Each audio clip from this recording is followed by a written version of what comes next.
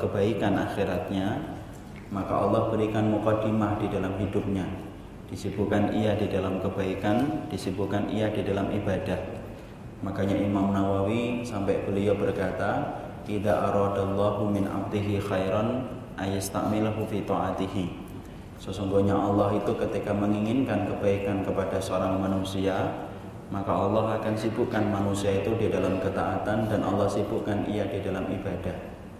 Dan inilah yang kita harapkan, semoga setiap lembaran kehidupan kita selalu berisi dengan perkara-perkara kebaikan, dan Allah menyibukkan kita di dalam ketaatan. Dan itulah yang menjadikan lembaran kehidupan kita menjadi berat mizan kebaikannya ketika ditimbang oleh Allah Subhanahu wa taala. Semoga apa yang kita lakukan dalam kesempatan malam kali ini merupakan bagian dari husnudzon kita, bahwasanya Allah menyibukkan kita di dalam kebaikan, yang mana Allah menyibukkan kita di dalam majelis ilmu ketika habis isya. Walaupun ini merupakan waktu yang tepat untuk menutup mata, tetapi kemudian kita berkumpul di majelis ilmu. Semoga usaha dan ikhtiar kita akan mendapatkan pahala yang berlipat di sisi Allah Subhanahu wa taala. Insyaallah. Jamaah yang semoga Allah rahmati dan Allah berkahi. Di antara perkara yang telah kita mengerti, bahwasanya di antara keutamaan besar ketika kita melakukan ibadah, bahwasanya yang paling utama adalah bagaimana kita senantiasa meniti jalan ilmu. Karena sesungguhnya keutamaan ketika kita meniti jalan ilmu, memperoleh keutamaan dan memperoleh kebaikan yang sangat luar biasa agung di hadapan Allah. Tidak ada yang mampu menandingi keutamaan ketika seorang manusia sibuk di dalam mencari ilmu. Karena sesungguhnya tidak ada panglima dalam kehidupan kita kecuali adalah ilmu. Tidak ada komandan di dalam kehidupan kita kecuali adalah ilmu. Dan keutamaan ketika mencarinya adalah keutamaan yang besar. Karena ternyata Allah itu zat yang ingin disembah dengan ilmu, dan Allah itu tidak rela apabila disembah dengan kebodohan. Makanya Imam Ahmad ketika beliau menerangkan tentang keutamaan orang yang meniti jalan ilmu, beliau berkata, al-ilmu la ya'tiluhu syai'un idza salahat niyatuhu. Sesungguhnya orang yang mencari ilmu itu keutamaannya tidak ada yang mampu menandinginya apabila orang yang mencari ilmu itu adalah benar di dalam niatnya. Dikatakan kepada Imam Ahmad, kaifa salahat niyatuhu, bagaimana niat itu menjadi benar ketika mencari ilmu? Maka Imam Ahmad berkata, sebuah niat menjadi benar ketika mencari ilmu idza yanwir rajul ayarfa'al jahlu an nafsihi, yaitu adalah ketika seseorang itu mencari ilmu, niatnya tidak ada yang dia miliki kecuali membebaskan kebodohan di dalam dirinya. Inilah yang menjadikan kita memahami bahwasanya kehidupan mencari ilmu merupakan sebuah ibadah yang sangat agung. Karena agama ini, sebagaimana kita merujuk kepada apa yang dikatakan oleh Syekhul Islam Ibnu Taimiyah, agama ini memiliki dua fondasi. Yang pertama Kitabul Hadi, kitab yang memberikan petunjuk supaya menerangi jalan kehidupan kita untuk membedakan yang hak dan yang batil. Maka beliau katakan itulah yang disebut dengan Kitabul Hadi. Dan yang kedua Saifun Nasir, yaitu adalah kekuatan yang memberikan perlindungan kepada ilmu yang benar, supaya ilmu yang benar ketika didolimi ada kekuatan yang memberikan perlindungan itu. Makanya inilah dua kesatuan yang tidak pernah terpisahkan dalam kehidupan kita beribadah kepada Allah. Ketika kita telah mengerti bahwasanya keutamaan ilmu sangatlah besar dan sangatlah agung dalam kehidupan kita beribadah kepada Allah, maka kita harus memahami ternyata segala sesuatu itu ada perusaknya. Ibadah sholat itu ada perusaknya. Ketika kita tertawa di dalam sholat, batal. Sebagaimana wudhu pun ada perusaknya. Ketika kita membuang angin, maka tidak mampu dikatakan sah wudhunya ketika kita telah membuang angin. Sebagaimana kayu bisa rusak karena rayap, sebagaimana gula bisa rusak ketika dikerumuni dengan semut, maka segala sesuatu itu ada pasti perusaknya. Sama pula ketika kita mencari ilmu itu ternyata sesungguhnya ketika kita sepakat bahwasanya mencari ilmu merupakan jalan yang agung, supaya menjadikan kehidupan kita mulia di hadapan Allah ketika mengais jalan ilmu. Ingat, proses kita ketika mencari ilmu itu bukan sesuatu yang sifatnya selalu sempurna. Karena ternyata ketika kita telah menyibukkan dengan ilmu bukan berarti tidak ada perusaknya. Karena ternyata segala sesuatu itu ada perusaknya. Sama pula ketika kita sibuk mengais ilmu, ternyata ada perusaknya, dan perusak itulah yang harus kita pahami supaya menjadikan kehidupan kita mencari ilmu itu tidak rusak. Karena kita ini alangkah naifnya serta ironisnya, kalau kita itu mengetahui kebaikan tetapi tidak mengetahui keburukan, itu bahaya. Makanya kemudian para sahabat itu mereka seimbang, mereka mengetahui kebaikan tetapi mereka mengetahui pula keburukan. Sebagaimana kita mendapati Hudzaifah ibnu Yaman itu berkata, "Kana nas yas'aluna 'anil khairi wa kuntu as'aluhu 'anil syarri makhafatan ayyudrikani." Makanya perhatikan tutur kata yang disampaikan oleh Hudzaifah ibnu Yaman. Beliau berkata, para sahabat itu kalau bertanya sama Nabi, mereka bertanya tentang kebaikan. Adapun saya kalau bertanya kepada Nabi, saya tidak bertanya tentang kebaikan. Saya bertanya tentang keburukan. Kenapa? Makhafatan ayyudrikani. Kalau aku tidak mengetahui keburukan tentang satu perkara, saya khawatir keburukan itu akan menimpa kepada diri saya. Makanya kata hikmah di dalam bahasa Arab sering kita dengarkan ketika tersusun sebuah kalimat yang bagus, yaitu adalah alimtu syarra la lisyarri walakin litawaqqihi. Aku ini mengetahui keburukan bukan untuk mengerjakan keburukan itu, tetapi aku belajar tentang keburukan supaya aku mampu menjaga diriku dari keburukan itu. Karena ketika orang luar itu sering berkata tak kenal maka tak sayang, dibalik tak kenal maka tak benci. Dan ternyata banyak di antara kita ketika mencari ilmu tidak mengenal virusnya dan tidak mengenal perusaknya, sampai akhirnya menjadikan kita tidak mampu membenci perkara yang bisa merusak kehidupan ilmu kita. Oleh karenanya dalam kesempatan hari ini, kenapa kita memilih tema taklid buta? Karena ini termasuk di antara virus yang ada ketika kita mencari ilmu. Bukan hanya niatan duniawi yang merusak niatan kita ketika mencari ilmu, bukan hanya sombong, bukan hanya ketika kita tidak mampu mengamalkan ilmu, itu perkara-perkara yang merusak. Tetapi kita tidak bicara tentang perkara-perkara itu dalam kesempatan kali ini, tetapi kita bicara tentang salah satu poin yang termasuk perusaknya ilmu, yaitu adalah membicarakan tentang taklid di dalam kehidupan kita ketika mengais ilmu beribadah kepada Allah. Inilah yang menjadikan kita akan membahas tentang salah satu virus lembut yang merusak kehidupan kita ketika kita mengkaji ilmu. Dan kita mengetahui ini supaya kita mampu membenci, supaya kita mampu menjaga diri, supaya kehidupan kita ketika kita meretas jalan sebagaimana jalan yang telah dicontohkan oleh Nabi tidak rusak dengan sesuatu yang tidak kita sadari. Karena ternyata banyak orang yang cari ilmu lama, tapi ternyata juga ketika kita sampaikan tema taklid, ada yang nanya, taklid itu apa Ustaz? Padahal dia ngajinya sudah lama, 2 tahun, 3 tahun, 4 tahun.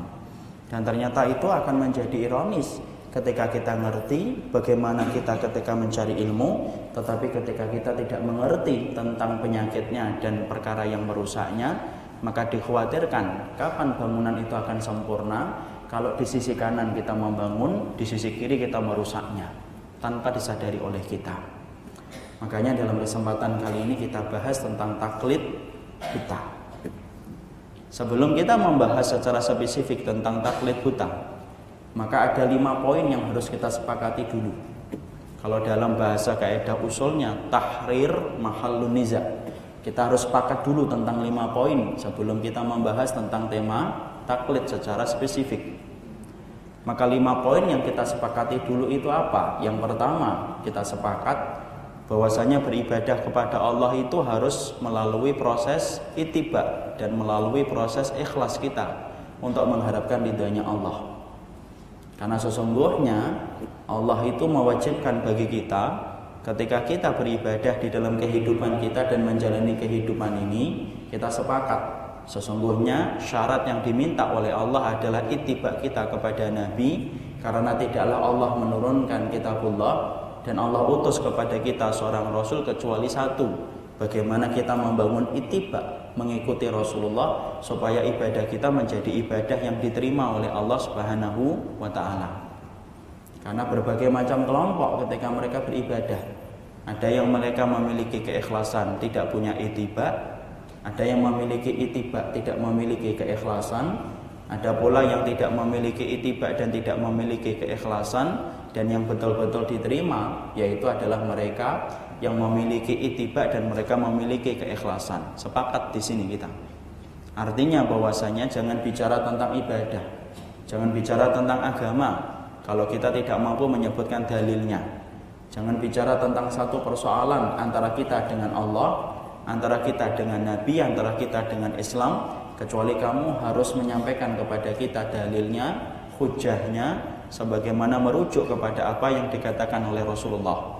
Kalau kita tidak mampu menunjukkan dalilnya, maaf, berarti itu ucapan kosong dan pepesan kosong yang tidak berfaedah dalam kehidupan ibadah kita. Makanya saking pentingnya ilmu, sampai-sampai kemudian Malik bin Anas itu berkata, inna hadzal ilm lahmuka wa damuka wa anhu tus'alu yaumal qiyamah. Sesungguhnya persoalan ilmu dalam kehidupan kita menjadi budaknya Allah, itu persoalan itu penting sebagaimana kedudukan antara darah dan daging kita sendiri di dalam tubuh kita. Pentingnya kayak darah dan daging.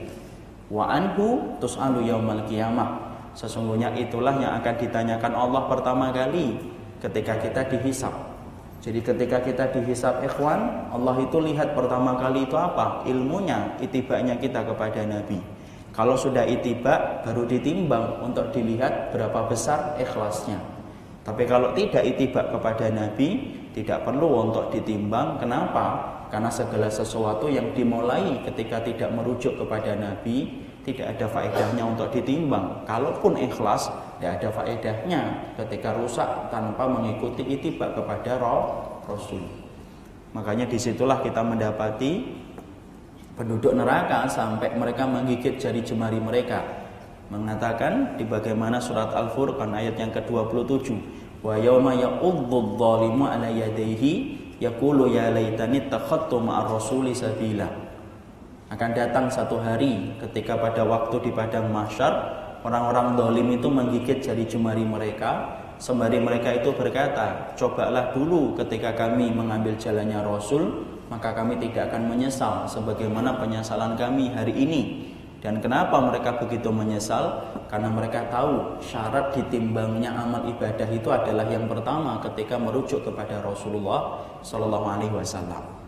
Di sini kita sepakat nomen ini, ya. Kita sepakat bahwasanya kewajiban kita untuk tiba kepada Rasulullah Sallallahu Alaihi Wasallam. Yang kedua yang kita sepakati dulu, bahwasanya di antara poin yang kedua yang kita sepakati adalah ketika kita ittiba kepada Nabi, proses kita ketika ittiba kepada Nabi itu tidak akan sempurna sampai kemudian kita menggunakan pemahaman sebagaimana pemahaman yang disampaikan oleh para sahabat ridwanullah alaihim. Kenapa? Karena sesungguhnya tidak ada satu generasi yang berhasil mendokumentasikan bagaimana Quran diturunkan, mendokumentasikan bagaimana sunnah ketika disampaikan, kecuali generasi itu adalah generasi para sahabat ridwanullah alaihim. Orang yang mengikuti ittiba tetapi menolak untuk merujuk kepada para sahabat, rusak pemahamannya. Karena banyak sekali di dalam ayat suci Al-Quran dan banyak sekali di dalam hadis yang kita tidak fahami maknanya secara utuh kecuali ketika kita merujuk kepada apa yang dilakukan oleh para sahabat ketika mereka menjadi generasi yang paling gemilang mengamalkan apa yang terkandung di dalam Al-Quran. Makanya kita dapati Abdullah bin Mas'ud sampai beliau berkata, la natajawaz asyra ayatin illa ta'allamna minhu ilman wa amalan. Tidaklah kami melewati 10 ayat ketika kami belajar dari Rasul, kami tidak pernah dinaikkan oleh Nabi dari 10 ayat itu sampai kami diberitahu oleh Nabi bagaimana ilmunya, dan Rasulullah itu menunggu kami supaya kami beramal sesuai dengan apa yang Allah turunkan. Disitulah kita mendapati inilah kelompok, inilah golongan paling gemilang di dalam mengaplikasikan apa yang Allah turunkan, karena tidak ada saksi mata ketika turunnya Al-Quran dan tidak ada saksi hidup ketika hadis itu disampaikan kecuali para sahabat ridwanullah alaihim. Makanya kita penting untuk memahami. Poin yang kedua yang kita sepakati dulu sebelum kita bicara taklid, kita sepakat merujuk kepada sahabat di dalam menguraikan arti itibak kita kepada Nabi itu adalah penting. Kalau kamu, antum, ana itibak kepada Nabi tetapi kita tidak mau merujuk kepada para sahabat, pasti akan rusak.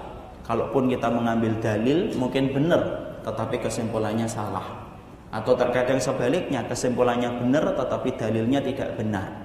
Karena sesungguhnya Imam Ibnu Taimiyah berkata, man fassarul Quran bi ghairi tafsiri sahabati faqad akhta'a fid dalil wal madlul. Siapapun yang berani menafsirkan Al-Quran tidak sesuai dengan dalil yang disepakati oleh para sahabat ketika menafsirkan Al-Quran, faqad akhta'a, pasti dia salah. Fid dalil, di dalam mengambil dalilnya, wal madlul, dan kemudian pasti salah mengambil kesimpulan dari dalil itu. Kenapa? Karena mereka para sahabat adalah saksi mata yang mengerti bagaimana kemudian Quran itu diturunkan. Makanya contohnya, kita bicara lagi akhirnya Al-Maidah 51-nya. Insyaallah ya. Padahal banyak yang live group gara-gara ini.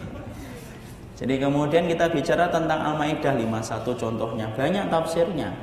Tapi ternyata cukuplah salah satu perbuatan sahabat itu menjadi pemahaman kita ketika kita mendapati Umar bin Khattab radhiyallahu anhu marah besar kepada salah satu di antara stafnya yang mengangkat juru tulisnya adalah orang Nasara, padahal hanya katib, juru tulis. Dan kemudian apa? Kemarahan itu betul-betul kemarahan yang besar. Disitulah kita mampu mengkaitkan riwayat ini kepada surat Al-Maidah 51. Kalaulah hanya juru tulis saja tidak diperkenankan bagi kita untuk mengambil manfaatnya dari orang kafir ketika masih banyak kaum mukminin yang mampu menempati posisi itu, apalagi ketika menjadi pemimpin bagi kehidupan orang yang beriman. Jadi ternyata satu kayak gitu itu sudah seakan-akan menggantikan semua banyak tafsir, bukan menggantikan, menambah kekuatan tafsir. Karena ternyata para sahabat itu adalah generasi yang paling gemilang ketika mereka menafsirkan Al-Quran, karena mereka adalah saksi mata bagaimana Quran diturunkan dan bagaimana sunnah untuk disampaikan. Itu contohnya, dan kita sepakat untuk itu yang kedua. Yang ketiga yang kita harus sepakati, ketika kita merujuk dan kemudian berproses menuju kepada masalah taklid buta, yang ketiga yang kita harus pahami, kewajiban kita yaitu adalah mengikuti ahlul ilmi. Jadi kewajiban kita adalah mengikuti Nabi, kewajiban kita mengembalikan itibak kita kepada Nabi dengan pemahaman para sahabat. Yang ketiga, maka kesepakatan kita itu apa? Kalau kita bodoh, maka kewajiban kita adalah mengikuti para ahlul ilmi selama apa yang mereka sampaikan sesuai dengan kitabullah dan sunnah. Karena sesungguhnya ayat begitu jelas. Allah berfirman, fas'alu ahla dzikri in kuntum la ta'lamun. Maka bertanyalah kamu kepada orang-orang yang berilmu jika kamu tidak mengetahuinya. Makanya ini kemudian pernah menjadi salah satu perkara yang penting ketika pernah para sahabat melakukan safar, lalu di antara mereka ada yang terluka. Ketika mereka terluka, salah satunya memberikan fatwa ketika dia bertanya dalam keadaan junub.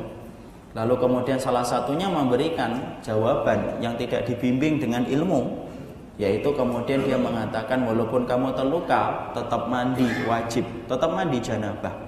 Akhirnya sahabat tersebut tetap mandi janabah dan akibatnya fatal, beliau meninggal dunia karena akibat lukanya tidak kuat untuk menerima cucuran air ketika mandi janabah. Ketika sampai kepada Nabi, Nabi marah dan kemudian Nabi menutup kemarahannya dengan sebuah hadis, innama syifa'ul iyyi as-su'al. Sesungguhnya penawar dari kebodohan itu bertanya. Disinilah kita memahami ketika kita bodoh, kenapa kita mengambil dari Imam Syafi'i? Karena Imam Syafi'i adalah orang yang berilmu. Apa yang beliau sampaikan ketika sesuai dengan kitabullah, ambil. Kenapa kita merujuk kepada Imam Ahmad? Karena sesungguhnya beliau itu adalah ahlul ilmi. Beliau saja hafal 1 juta hadis. Imam Syafi'i umur 6 tahun sudah hafal Quran. Dan berbagai macam keutamaan yang Allah berikan dan Allah anugerahkan kepada mereka.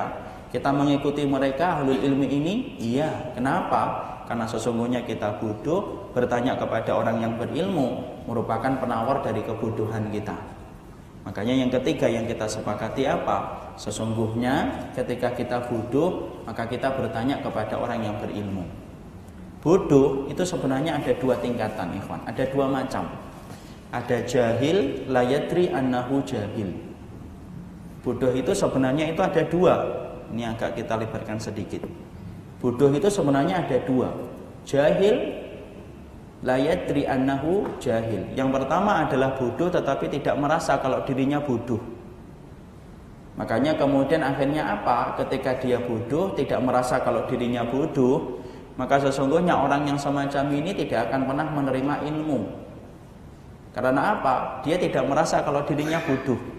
Makanya banyak bicara, banyak komentar. Ketika dia tidak sadar dirinya itu bodoh. Orang semacam ini sukar sembuh. Kenapa? Karena terlalu menggigit kebodohan yang dia miliki sampai kemudian dia tidak sadar kalau dirinya itu bodoh. Makanya susah kan kalau kita ngobatin orang tetapi tidak merasa sakit, itu susah. Pak, ini kolesterolnya sudah tinggallah biasa. Ini gula darahnya sudah tinggi, sudah 600. Biasa saya. Ngobatin orang semacam itu susah atau tidak susah? Susah. Kenapa? Karena dia tidak merasa kalau dirinya sakit. Diobatin mungkin juga tidak ada hajat untuk minum obatnya. Kenapa? Saya tidak pusing kok. Padahal kemudian semua diagnosa menunjukkan kalau dia sakit. Nah itu sama. Sebagaimana kalau kita bicara tentang pusaran kebodohan, kebodohan yang pertama adalah ada orang yang bodoh tetapi dia tidak sadar kalau dirinya bodoh. Orang semacam ini biasanya tidak akan pernah mampu terbuka hatinya menerima ilmu. Yang kedua ada orang yang jahil, yadri annahu jahil. Yang kedua itu ada orang yang bodoh tetapi sadar kalau dirinya bodoh. Makanya dia belajar. Makanya dia bertanya. Kenapa? Karena saya bodoh. Makanya saya belajar. Makanya saya mendengar. Makanya kemudian dia mendapatkan ilmu dari siapa saja dia dengarin. Selama itu merupakan sesuatu yang datang dari apa yang sesuai dari kitabullah dan sunnah. Diambil. Kenapa? Karena sesungguhnya dia bodoh tetapi sadar kalau dirinya itu bodoh. Disitulah kita sepakat poin yang ketiga. Poin yang ketiga yang kita sepakati adalah sesungguhnya ketika kita bodoh, kewajiban kita untuk bertanya kepada para ahlul ilmi. Dan para ahlul ilmi memberikan kepada kita riwayat, memberikan kepada kita jawaban supaya membebaskan dari kebodohan kita ketika bertanya kepada mereka yang telah mendapatkan anugerah kefahaman. Ini poin yang ketiga yang kita sepakati dulu. Poin yang keempat yang kita sepakati. Poin yang keempat adalah orang yang berilmu bukan berarti kemudian dia menjadi maksum. Jadi ketika kita pada poin yang ketiga, kita belajar bahwasanya ketika kita bodoh, bahwasanya kita bertanya kepada para ahlul ilmi. Poin yang keempat yang kita harus pahami, poin yang keempat kita harus mengerti bahwasanya tidak semua orang ketika mereka itu berilmu kemudian menjadi otomatis maksum. Maksum itu apa? Tidak ada kesalahan yang melekat pada dirinya. Karena sesungguhnya kemaksuman itu telah wafat dengan wafatnya Rasul. Jadi setelah Rasulullah SAW itu meninggal dunia, kesempurnaan itu ikut wafat bersama dengan dikebumikannya Rasulullah di dalam liang lahatnya. Tidak ada lagi orang yang sempurna, tidak ada orang lagi yang maksum setelah Rasulullah. Hatta para sahabat pun tidak pernah disebut maksum. Kalau para sahabat di dalam akidah Ahlussunnah wal Jamaah sepakat bahwasanya para sahabat pun tidak maksum, walaupun mereka adalah penduduk surga, tetap mereka memiliki kekurangan dan kelemahan, apalagi orang-orang yang datang setelah mereka pun tidak maksum. Karena kemudian ketika kita sudah bicara ahlul ilmi, bukan berarti bahwasanya ahlul ilmi itu nabi, bukan berarti ahlul ilmi itu adalah rasul. Mereka tetap manusia biasa yang terkadang punya kesalahan. Cuma kesalahan ahlul ilmi itu tetap mendapatkan pahala. Kalau ahlul ilmi dia mengambil satu pendapat, pendapatnya benar di sisi Allah, maka dia mendapatkan 2 pahalanya. Tetapi ketika dia salah, maka dia mendapatkan pahala 1. Perhatikan Rasulullah itu bersabda, "Idza istahadal mustahid fa asaba falahu ajron." Sesungguhnya kalau ada mustahid itu orang yang bersungguh-sungguh dalam ilmu. Bahasa kita adalah ahlul ilmi. Ketika dia bersungguh-sungguh mencari jawaban atas satu pertanyaan, kalau dia jawabannya benar, dia mendapatkan pahala 2. Fa'in akhto'a, lihat Rasulullah mengatakan, kalau dia salah, berarti Nabi tidak memaksumkan para mustahid. Nabi tidak memaksumkan para ahlul ilmi. Nabi tidak pernah melekatkan sifat kesempurnaan kepada mustahid. Karena apa? Karena Nabi mengatakan fa'in akhto'a, kalau dia salah maka dia mendapatkan pahala 1. Disitulah kita belajar seluruh ahlul ilmi, di mana kita merujuk kepada mereka. Bukan berarti semua ahlul ilmi itu layaknya Nabi dan layaknya Rasul. Kenapa? Mereka tetap manusia, boleh diambil perkataannya kalau sesuai dengan kitabullah, boleh ditinggal ketika tidak sesuai dengan kitabullah dan sunnah. Kenapa? Kemaksuman itu telah wafat dengan wafatnya Nabi. Nah, ini penting juga ini, supaya kemudian kita tidak lekas menjadi marah ketika ada seseorang yang kita idolakan, favoritkan, siapapun mereka, tiba-tiba kita mendapati ada satu pendapat dengan dalil-dalil yang sangat kuat, riwayat-riwayat yang sangat kuat, ternyata berbeda dengan dalil yang kita dapatkan dari orang yang kita idolakan.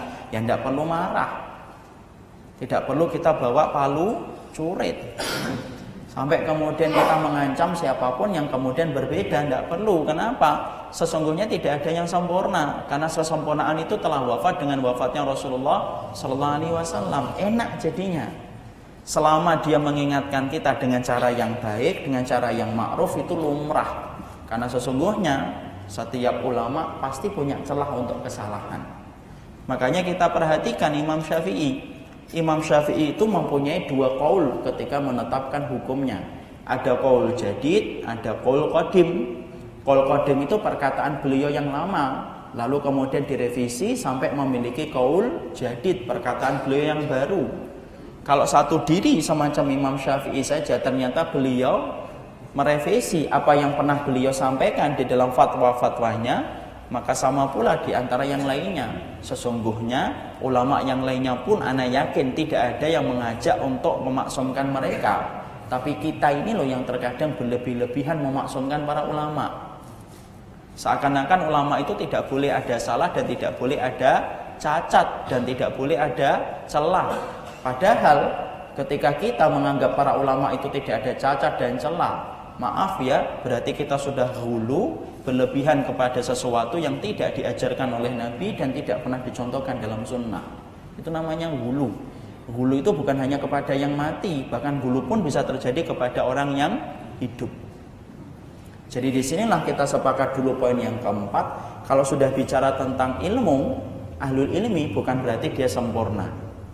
Makanya kita mendapati pula pernyataan yang disampaikan oleh Umar bin Khattab radhiyallahu anhu kepada Ziyad bin Khudair.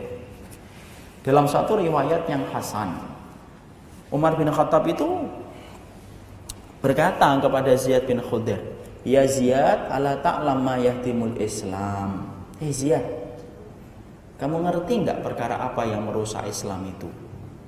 Ziyad bin Khudair kemudian tidak mampu memberikan jawaban karena tidak tahu apa sih yang merusak Islam itu. Maka kemudian dijawab oleh Umar bin Khattab, "Ya Ziyad, ma yahdimul Islam salasah. Zallatul alim, jidalul munafiq bil Qur'an, wa hakama a'immatul mudillin atau wa hukmil a'immatil mudillin." Sesungguhnya yang merusak Islam itu 3, wahai Ziyad bin Khudair. Kamu harus tahu. Yang pertama, zallatul alim, yaitu adalah ketika kamu mendapati orang alim yang tergelincir. Maka kemudian ketika dia tergelincir masih saja untuk diikuti dan dibenarkan walaupun dia tergelincir dalam satu pendapatnya. Yang kedua, jidalul munafik bil Quran, yaitu adalah kamu mendapati orang-orang munafik yang mendebat kamu, tetapi ketika mendebat kamu dia memakai Al-Quran. Dan yang ketiga, berkuasanya pemimpin-pemimpin yang menyesatkan, yang menjauhkan dari kitabullah dan sunnah. Maka di situ kita mendapati nomor satunya, apa nomor satunya yang merusak Islam itu? Yaitu zallatul alim. Maka Umar bin Khattab itu menyebut kata zallah dan menyebut kata alim. Zallah itu tergelincir, alim itu orang ulama atau ahlul ilmi. Berarti di sini kita mendapati orang yang tergelincir masih diikuti itu merusak Islam. Tapi yang kita ambil adalah sesungguhnya orang alim pun bisa tergelincir, karena Umar bin Khattab pun mengatakan bahwasanya itu dia tergelincir. Jadi kita paham yang poin yang keempat, bahwasanya kita harus memahami betul zallah atau kemudian tergelincir itu karena sesungguhnya tidak ada ahlul ilmi yang maksum di atas muka bumi ini. Siapapun tidak ada yang maksum. Tidak ada yang boleh untuk menggantikan kedudukan Nabi yang paling patut untuk diagungkan dalam perkataannya dan perbuatannya kecuali ya Rasul. Tidak ada yang bisa menggantikan. Bahkan perkataan Abu Bakar tidak bisa menggantikan perkataan Rasul. Bahkan perkataan Umar bin Khattab tidak bisa menggantikan perkataan Rasul. Makanya sampai Imam Ibnu Abbas itu pernah marah ketika mendapati para sahabat rame masing-masing menyampaikan figur-figurnya. Qala Abu Bakar, qala Umar. Berkata Abu Bakar, berkata Umar. Ibnu Abbas kemudian berkata, "Yushak an tatanazzal alaikum hijaratan minas sama, aqulu qaula Rasul wa taqulu qali Abi Bakar wa Umar." Ini loh yang aku khawatirkan, akan turun kepada kalian itu hujan dari batu. Aku menyampaikan perkataan Nabi, tetapi kalian mementahkan dengan perkataan Abu Bakar dan perkataan Umar. Masya Allah. Kalaulah perkataan Abu Bakar saja tidak mampu menggeser perkataan Nabi, perkataan Umar tidak mampu menggeser perkataan Nabi, apalagi perkataan ahlul ilmi. Kenapa? Sehebat apapun ahlul ilmi hari ini tidak akan pernah mampu menandingi keutamaan Abu Bakar dengan Umar bin Khattab radhiyallahu anhuma. Disitulah kita paham poin yang keempat, alim itu wajar untuk salah. Yang tidak wajar itu ketika melebih-lebihkan. Makanya kalau kemudian kita lihat pada waktu jumutnya, jumut itu berhentinya proses ilmu ketika banyaknya taklid buta pada zaman 4 madhab itu tersebar. Sampai-sampai kita mendapati itu orang itu sudah mengkultuskannya itu berlebihan. Pengikutnya Imam Syafi'i salah satunya ngomong apa? Oh, Imam Syafi'i itu dikandungnya itu 9 tahun. Masya Allah. Untuk melebihkan Imam Syafi'i, coba kalau kita mikirin itu apa nggak kasihan ibunya Imam Syafi'i 9 tahun. Terlebih lagi kemudian kasihan lagi suaminya gitu, melihat istrinya hamil 9 tahun. Kapan selesainya? Jadi ternyata tetapi itulah dampaknya. Kenapa? Ya sudah pengkultusan. Itu dijawab lagi dengan pengikutnya Imam Abu Hanifah. Imam pengikutnya Imam Abu Hanifah itu ya juga berkata, ketika kemudian mereka mendapati madhabnya Imam Syafi'i itu pendapat yang paling banyak tersebar, aksara intisyaron, yang banyak tersebar itu madhabnya Imam Syafi'i. Sampai-sampai kemudian membuat nek pengikutnya Imam Abu Hanifah. Dalam tanda kutip itu tambahan dari saya, ya. Nek itu tidak suka pokoknya mereka. Akhirnya mereka kemudian melakukan apa? Mereka sampai membuat fitnah, berita palsu. Fitnahnya itu bukan hanya fitnah, sampai berani untuk memalsukan hadis. Apa hadis yang mereka palsukan? Sayakunu fi ummati rajulun adharru min iblis wa huwa yusamma Muhammad bin Idris. Wa sayakunu min ummati rajulun siraju ummati wa huwa Abu Hanifah. Tuh. Jadi mereka sampai membuat hadis supaya menjauhkan umat dari Imam Syafi'i. Dan supaya mereka itu mengambil Imam Abu Hanifah, walaupun Imam Abu Hanifah dan Imam Syafi'i tidak memerintahkan itu loh ya. Mereka membuat hadis palsu. Apa itu hadis palsunya? Rasulullah itu bersabda, akan datang seseorang di antara umatku, seseorang laki-laki yang jauh lebih berbahaya daripada iblis. Orang itu bernama Muhammad bin Idris. Itu siapa? Imam Syafi'i. Dan akan datang di antara umatku seseorang yang akan menjadi penerang umatku untuk menuju kepada kebenaran. Sirat itu center. Siapa itu? Abu Hanifah. Intinya apa? Ngangkat Imam Abu Hanifah, merendahkan Imam Syafi'i. Ya karena apa? Ya mereka sudah mengkultuskan sampai berlebihan. Sampai kemudian dalam tingkat-tingkat mereka memasukkan hadis palsu. Itu sama kan dengan Rafidhah. Nanti kita bahas. Nah, sama dengan Rafidhah itu. Tapi disitulah kita memahami poin yang keempat yang kita sepakati dulu ketika bicara masalah taklid. Poin yang keempat, kita harus paham ahlul ilmi bukan nabi, ahlul ilmi bukan rasul. Kalaupun ada yang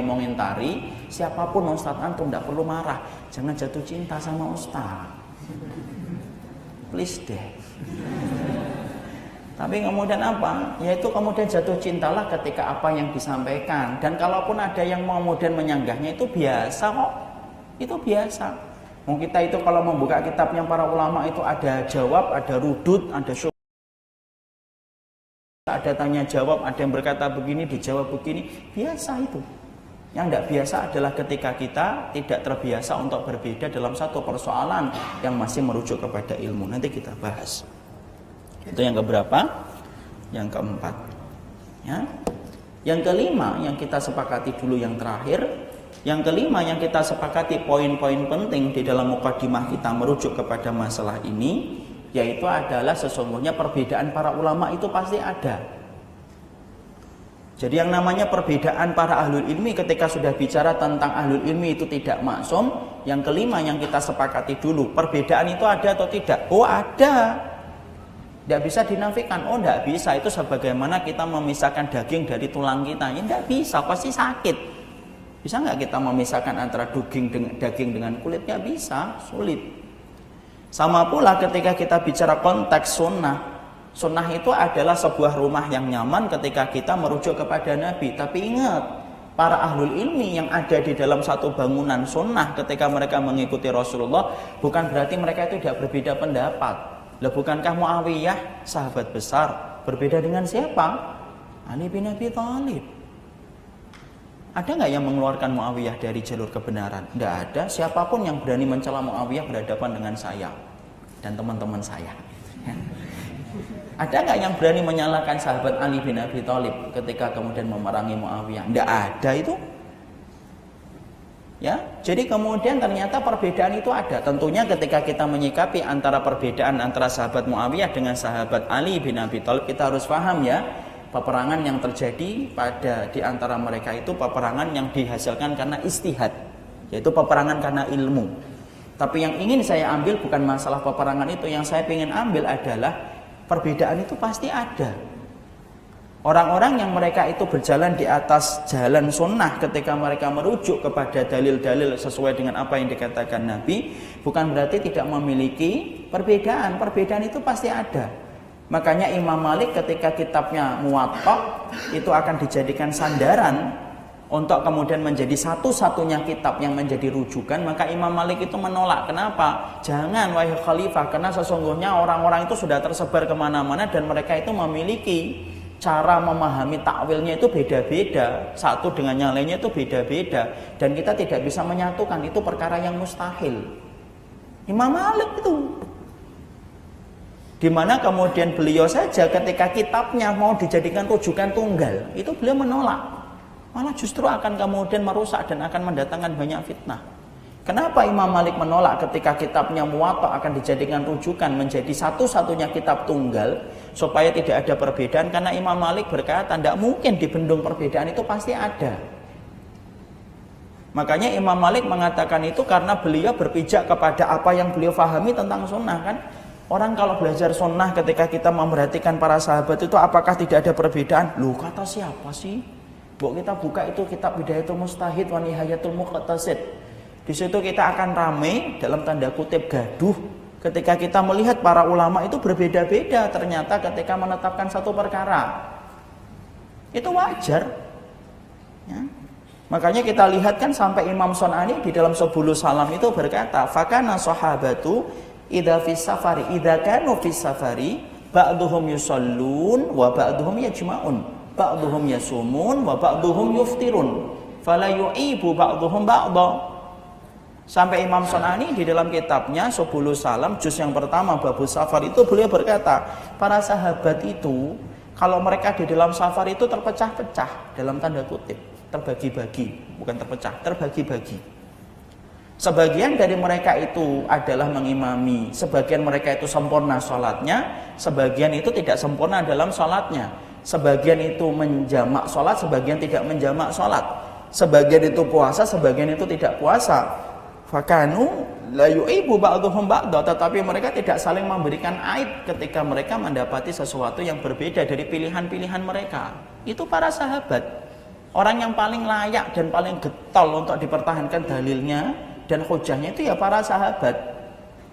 Dan memang konteksnya sudah sering terjadi kan.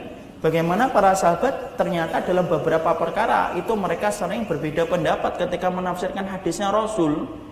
Satu riwayat yang saya sampaikan berulang-ulang supaya kita itu paham, yaitu ketika Nabi memerintahkan para sahabat pergi ke Bani Quraidah. Lalu Nabi kemudian berkata secara tegas, la yusalliyanna ahadukum al-asra illa fi Bani Quraidah. Jangan sekali-kali ya kalian itu sholat kecuali ketika kalian sudah sampai di Bani Quraidah. Perjalanan para sahabat ditempuh ketika mereka baru berjalan, waktu asar mau habis, tapi Bani Quraidah masih jauh. Sampai para sahabat itu bingung, hadisnya berapa? Hadisnya satu. Perintahnya satu. Jangan sekali-kali sholat asar kecuali di Bani Quraidah. Itu jelas atau tidak jelas? Itu kalau kata orang Jawa cetho itu namanya. Jadi betul-betul gamblang. Itu jelas banget itu. Tapi apalah daya, prakteknya Bani Quraidah masih jauh banget. Perjalanan ini masih kemudian juga jauh. Kalau dipaksakan sholat di Bani Quraidah akan menghabiskan waktu sholat asar. Tapi kalau kemudian di tengah-tengah itu kemudian gimana? Berbeda dengan perintahnya Nabi. Ya sudah, sebagian para sahabat beristihad. Beristihadnya bagaimana? Sebagian para sahabat kemudian mereka sholat di perjalanan itu. Sebagian para sahabat itu apa? Mereka sholat di Bani Quraidah itu pun menjelang Isya.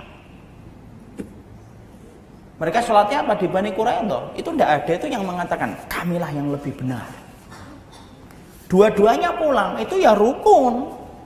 Tidak ada yang mengatakan kamu sholat asarnya yang di Bani Quraidah atau paling di tengah perjalanan. Tolong ya, yang sholat asarnya di perjalanan ambil kiri, yang di Bani Quraidah ambil kanan. Makanya beda ya, kormanya nanti dibagi dua ya. Tidak ada kayak gitu. Pulangnya bareng-bareng. Padahal itu kemudian sangat mungkin nggak ditiupin oleh setan untuk dikipas-kipasi setan supaya kemudian kita akhirnya apa? Merubah yang kecil menjadi gede. Mampu banget. Tapi ternyata iman itu yang menjadikan akhirnya itu tidak mempan.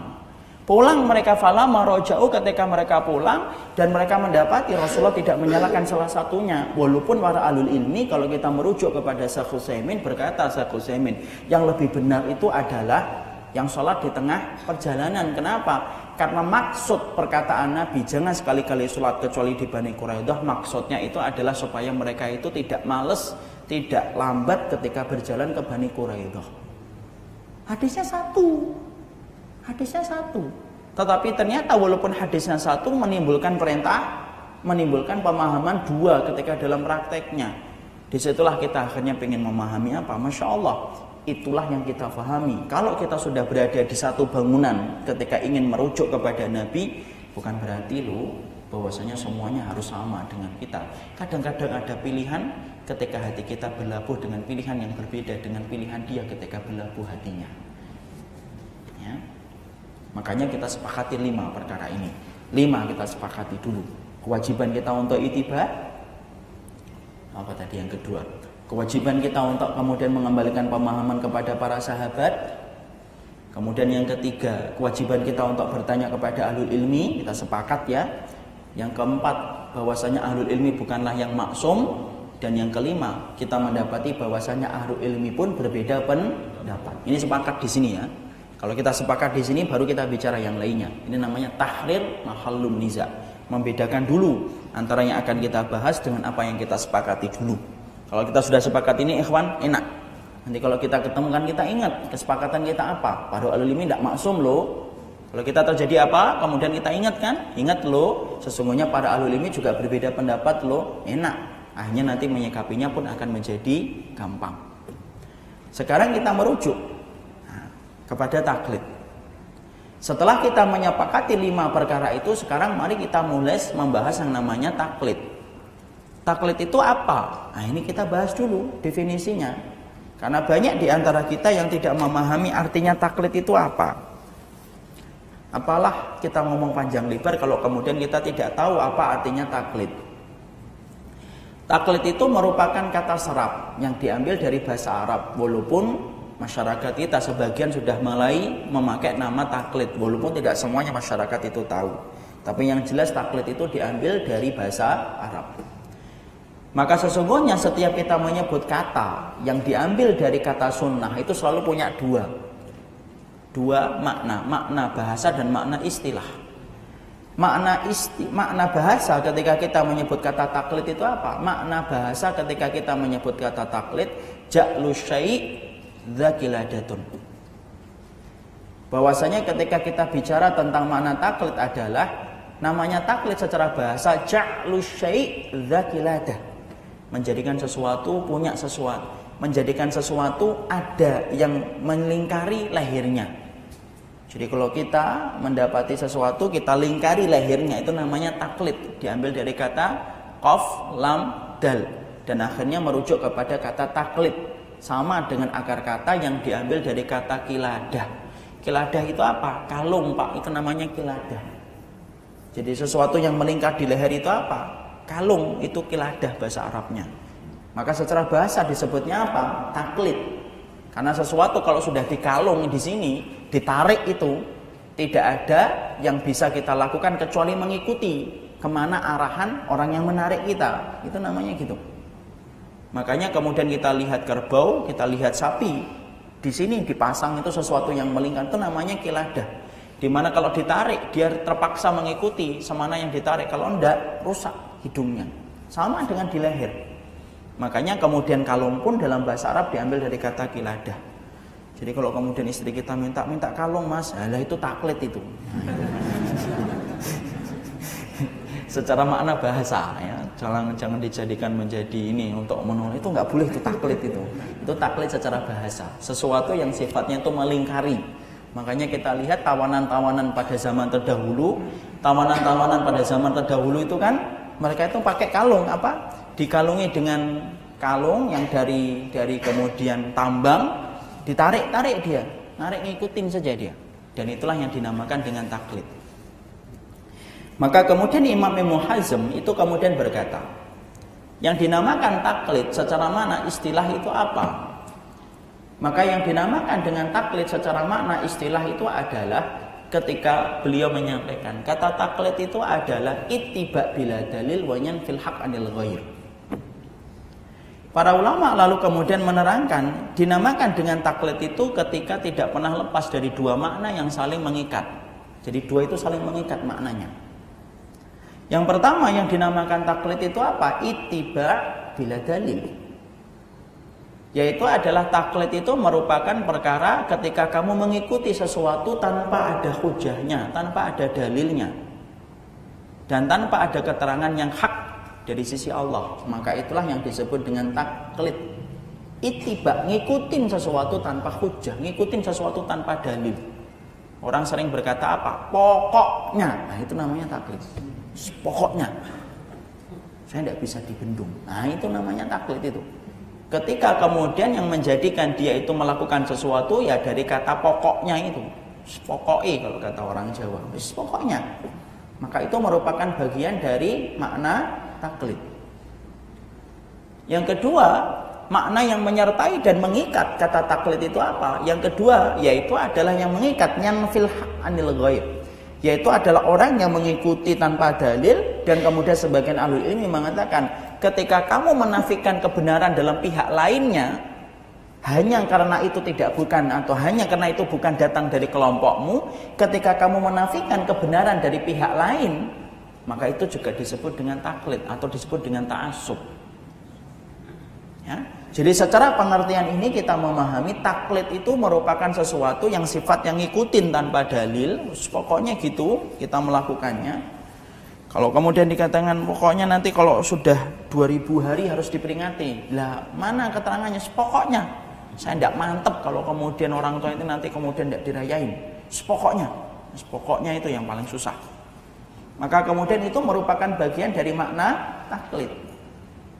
Atau yang kedua yanfil haq anil ghair, menafikan kebenaran dalam pihak lainnya. Orang ngomong benar, dilihatin, oh bukan datang dari kelompok kita, maaf ya, salah. Ketika kemudian dia mengetahui bahwasanya yang menyampaikan itu bukan datang dari apa yang dia yakini dan apa yang datang dari golongannya. Jadi ketika dia menyampaikan sesuatu yang dia perhatikan, masuk ke barisan kita atau enggak dia ini. Kalau enggak, maaf ya, kami tidak tertarik untuk dengar. Nah itu. Maka sesungguhnya itu pun kemudian merupakan bagian dari taklid. Jadi makna taklid ada makna istilah, ada makna bahasa. Sudah kita paham. Maka sebelum kemudian ini kita juga harus paham, taklid itu munculnya dari siapa sih pertama kali? Jadi ternyata taklid itu munculnya pertama kali bukan datang dari kaum muslimin, tetapi datangnya dari orang Yahudi. Jadi munculnya pertama kali taklid itu dari siapa? Dari Yahudi. Loh, kenapa kok bisa menyerang kepada kaum muslimin? Loh, iya, su'ul khuluqi yu'di, penyakit buruk itu nular. Makanya kalau ada yang ngantuk satu, ngantuk semuanya. Moga-moga ustadznya ndak ikut ngantuk. Jadi kemudian apa? Su'ul khuluqi yu'di, penyakit buruk itu nular. Tapi sesungguhnya pertama kali cikal bakalnya benihnya itu dari mana ustadz taklid itu? Cikal bakalnya taklid itu munculnya dari Yahudi. Nah, kita baca dulu. Mana dalilnya? Nah, Syekh Utsaimin menyebutkan dengan begitu apik bagaimana beliau menjelaskan tentang ini. Buka surat Al-Baqarah 89. Al-Baqarah 89. Jangan tanya ya surat keberapa. Ketemu akhi? Baca. Dan setelah sampai kepada mereka kitab Al-Quran dari Allah yang membenarkan apa yang ada pada mereka, sedangkan sebelumnya mereka memohon kemenangan atas orang-orang kafir. Ternyata setelah sampai kepada mereka apa yang telah mereka ketahui itu, mereka mengingkarinya. Maka laknat Allah bagi orang-orang yang kafir. Ya.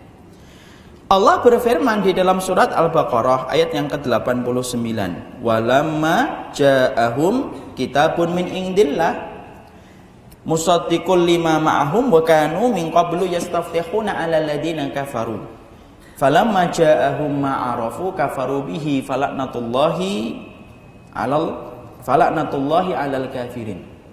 Sebelum saya membacakan terjemahnya, ternyata ayat ini mempunyai asbabun nuzul, yaitu peristiwa yang menjadikan ayat ini turun, yaitu menceritakan tentang Yahudi. Yahudi itu adalah merupakan bangsa sebelum adanya Rasulullah SAW, itu bangsa yang tersia-siakan, tidak punya tempat, tidak punya wilayah, dan selalu menjadi bulan-bulanan bangsa-bangsa yang lainnya. Itu Yahudi. Karena tingkat penyimpangan mereka, pengingkaran mereka kepada Nabi sampai Allah menghinakan kepada mereka itu kehinaan. Mungkin kalau kita bertanya, kenapa orang Yahudi sekarang kuat Ustaz? Loh, kalau Yahudi kuat sekarang itu karena istidraj dari Allah, sebagaimana dalam surat Al-Isra. Nah, itu kemarin kita bahas, kita bedah itu Yahudi dari awal sampai terakhir, kenapa sekarang kok kuat? Tapi bukan hari ini. Maka kemudian orang Yahudi itu kemudian ketika mereka tersia-siakan dan kalah jadi bulan-bulanan dan terhina, maka kemudian orang Yahudi itu kemudian berdoa kepada Allah supaya turun kepada mereka itu Nabi, turun kepada mereka Rasul. Kenapa? Karena mereka membaca dalam kitab Taurat bahwasanya ada Nabi yang terakhir dan menjadi penutup para Nabi dan para Rasul. Ingat loh, Taurat itu besarnya itu bercerita tentang seorang Nabi dan bercerita tentang seorang Rasul yang menjadi penutup yang bernama Ahmad. Dan mereka mengetahui tentang fisiknya Nabi, tahu betul, sampai mereka itu tahu tentang Nabi jauh lebih mereka ketahui daripada mereka mengetahui anak-anak mereka. Alladzina atainahumul kitaba ya'rifunahu kama ya'rifuna abna'ahum. Ahlul kitab Yahudi dan Nasara itu ngerti tentang sifatnya Muhammad jauh lebih mereka ngerti daripada mereka ngerti tentang sifat anak-anak mereka. Masya Allah. Ya, makanya kan ketika ada Rasulullah itu berdagang ke Syam, maka kemudian ada salah satu pendeta kan, Buhaira, ngelihat langsung tahu ini adalah calon Nabi, suruh pulang kalau tidak dapat madharat ini. Kenapa satu pandangan selayang pandang dia langsung tahu? Karena banyaknya sifat Nabi yang diterangkan dalam Taurat dan Injil. Tetapi orang Yahudi itu tidak mengetahui satu, bahwasanya Nabi yang akan diutus kepada kehidupan mereka itu bukan datang dari golongan mereka. Mereka itu merasanya datang dari golongan mereka. Mereka berdoa, ya Allah turunkan kepada kami Nabi. Kenapa? Orang Yahudi yakin kalau turun kepada mereka Nabi akan datang pula mukjizat. Dan mereka tahu tidak ada bangsa yang paling lengket kulturnya dengan kenabian kecuali bangsa Yahudi. Dan mereka tahu kalau sudah diutus Nabi, Nabinya pasti bawa mukjizat ini, menang nanti kita ini. Mereka minta kepada Allah, yastaftihuna 'alal ladzina kafaru. Mereka meminta doa, membuka pintu langit supaya mereka itu dimenangkan di atas orang kafir. Maka kemudian ketika akhirnya dia itu meminta kepada Allah supaya dimenangkan di atas orang kafir, falamma ja'ahum ma'arafu.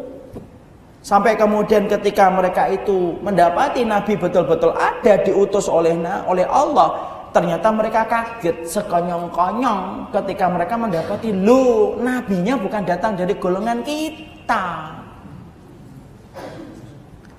Ternyata kemudian nabinya datang dari golongan Arab. Padahal Arab saat itu, Bapak, jujur ya, kalau kita baca dalam sirah Rahiqul Maktum, Arab sebelum datangnya Nabi adalah bangsa yang tidak pernah diperhitungkan. Makanya sampai ketika mereka memerangi Persia dan memerangi Romawi itu, sampai komandan-komandan Romawi dan Persia itu bingung. Ini yang memerangi kita itu datang dari mana sih? Kok berani untuk kemudian memerangi kita? Kenapa? Bangsa penggembala kambing, peminum khamr, berjudi dan menanam perempuan. Anak-anak mereka wanita. Dan orang Yahudi tahu nggak? Tahu betul.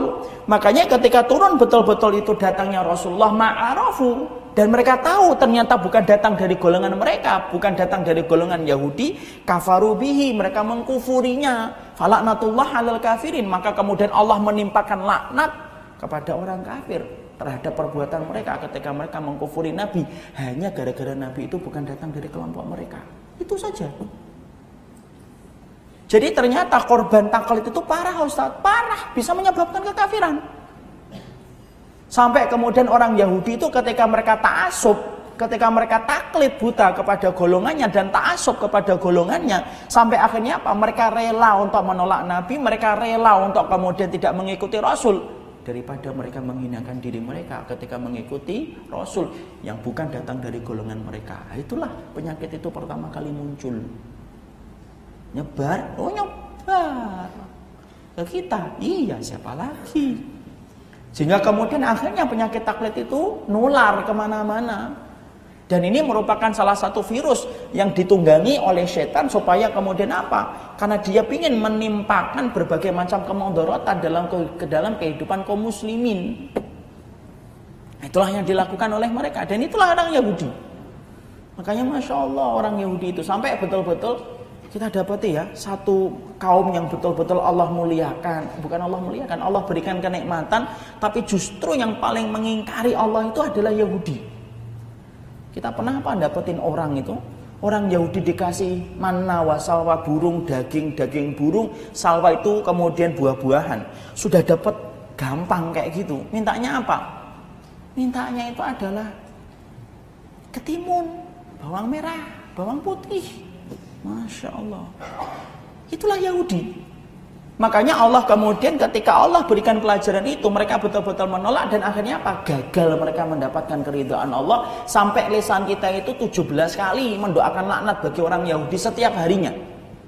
Bagi yang sholatnya penuh ya, 17 kali. Waliyadzubillah ya, kalau sampai sudah ngaji masih sholatnya belentong-belentong, tolong ya, kalau disebut nama ustadznya jangan sebut nama saya. Dan orang itu harus diruqyah. Jadi sampai 17 kali pun kita itu mendoakan laknat bagi orang Yahudi. Kenapa? Karena sesungguhnya mereka mengetahui ilmunya, tetapi mereka meninggalkan ilmu itu disebabkan mereka kecewa ketika yang menyampaikan itu bukan datang dari golongan mereka. Itulah taklid. Jadi mereka itu apa? Yanfil haq anil ghair. Mereka itu menafikan kebenaran. Oh, kamilah ke Taurat, nahnu ahibba'u. Mereka sering berkata apa? Loh, kamilah golongan yang paling dicintai oleh Allah, itu kami.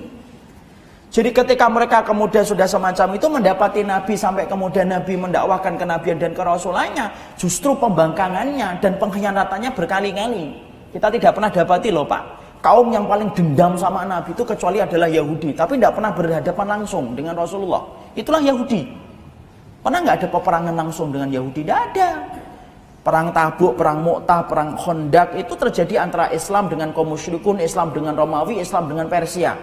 Tapi tidak pernah loh berhadapan langsung dengan Yahudi. Kenapa? Yahudi itu pendendam tetapi pengecut. Itulah Yahudi. Makanya hari ini pun kita lihat kayak gitu kan. Mereka tidak pernah berperang langsung. Dia pinjam tangan di negara-negara yang dia kuasai. Tidak pernah dia berbatasan langsung. Perang langsung itu tidak pernah. Pasti dia itu bersembunyi di ketiak-ketiak negara-negara power. Sama dengan nenek moyangnya itu kayak gitu.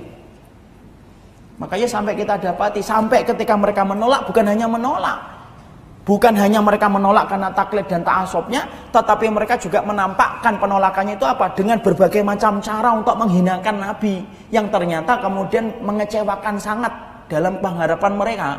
Makanya kita dapati tidak ada satu kelompok dan golongan yang sampai berani untuk kemudian nyihir Nabi kecuali orang Yahudi. Berani ngeracun Nabi kecuali Yahudi. Siapa yang kemudian menyihir Rasulullah?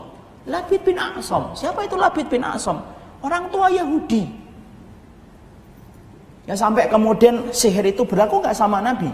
Berlaku nggak kepada Nabi? Berlaku. Sampai kalau kita membaca di dalam tafsir Imam Ibnu Katsir dan tafsir juz 30 Syekh Utsaimin, di situ dalam riwayat Abdullah bin Mas'ud, Nabi itu kemudian juga mendapatkan sihir. Sampai apa yang terjadi? Nabi itu merasa telah mencampuri istrinya, tapi ternyata istrinya itu sudah lama tidak dicampuri Nabi. Itu sihir yang paling kuat itu. Di antara sihir yang paling kuat itu apa? Suami merasa mencampuri istri dan istri sudah lama tidak dicampuri oleh suaminya. Dan itu yang berlaku kepada Nabi saat itu. Makanya dalam satu riwayat Bukhari diterangkan, Nabi sampai ditidurkan oleh Allah.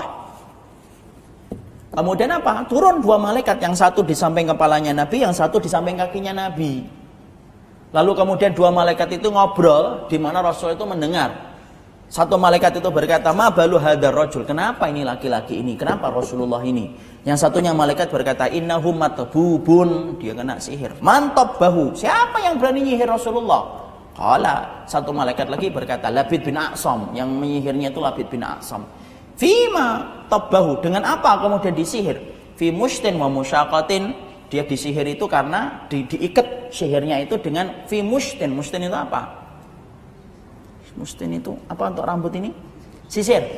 Wa musyaqah itu kemudian rambut-rambutnya Nabi yang diikat, itu namanya bukhul. Ya, makanya sampai kemudian akhirnya apa? Rasulullah bangun, kemudian Rasulullah menyuruh para sahabat untuk mengambil itu di sumur tua, diambil, dikeluarkan, dihancurkan, lepaslah sihirnya Nabi. Makanya hati-hati Pak kalau punya barang pribadi. Sihir itu merupakan fitnah yang tidak pernah absen dalam setiap zaman, itu sihir. Dan itu masih ada. Ada sihir mahabbah, ada sihir tafrik, macam-macam. Dan itu ada.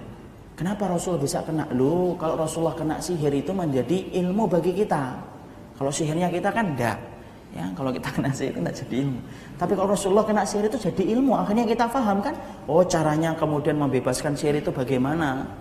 Hati-hati terhadap barang pribadi. Makanya saya wanti-wanti bagi ibu-ibu itu. Kalau punya barang pribadi, foto itu tidak usah diumbar-umbar. Kalau bisa, bismillah. Suaminya kalau tidak berani ngingetin, saya wakili Pak, saya jadi tumbar Pak. Ya usahlah kemudian tuh macam-macam foto sampai sehari 3 kali diganti-ganti. Yang satu melihat ke atas, yang satu lihat ke bawah gini. Usahlah. Pelan-pelan, kalau memang susah meninggalin ya sudah, sehari sekali aja dulu, lama-lama tinggalin secara otomatis. Tapi kalau bisa sih ditinggalin. Apa kita tidak khawatir toh sama orang yang nyimpen fotonya? Ya kalau hatinya sehat, kalau hatinya rusak, sakit. Mau kita ngumbar kemesraan aja, suami istri aja tidak boleh kok. Kenapa? Para ulama itu mengatakan ngumbar kemesraan itu tidak boleh di depan pintu, di luar pintu, harus di dalam pintu. Kenapa? Karena khawatir nanti orang yang melihatnya ketika hatinya sakit itu akan menciptakan madharat. Makanya tidak usah itu ikhwan akhwat itu mau pisah naik bis cium keningnya, apa itu? Tidak usah gitu. Rasulullah tidak pernah cium keningnya Aisyah di hadapan para sahabat kok. Ya. Jadi bahkan kemudian kalau kita melihat Rasulullah kalau jalan aja, Rasulullah di depan, Aisyah di belakang kan gitu. Lu ndak mesra dong. Karena kita kelihatan apa? Karena kita sering melihatnya Hollywood dan Bollywood tuh kayak gitu itu. Gini. Ini apa? Itu dilakukan di balik pintu, jangan di depan pintu. Tadi bicara apa sih kita? Apa sih tadi? Orang Yahudi. Karena saya itu ingin ngingetin itu. Di Rawamangun sini saya pernah ngeliat ada akhwat ini ya, saya khusnudon. Karena kita nggak boleh sudon kan. Dicium keningnya, diliatin yang di bis itu semuanya ngeliatin. Nggak usah itu. Para ulama nggak menyarankan kemesraan itu diumbar di depan pintu. Semuanya di balik pintu. Kalau sudah di luar biasa. Ya. Jangan sampai di luar mesra banget, di dalam pecah piring, pecah gelas. Jadi kemudian Di situ kita mendapati, Masya Allah. Jadi kita mendapati bahwasanya Rasulullah tadi cerita apa ya? Oh iya, sihir. Jadi kemudian akhirnya apa? Dipecahkan itu. Yahudi pendendam itu.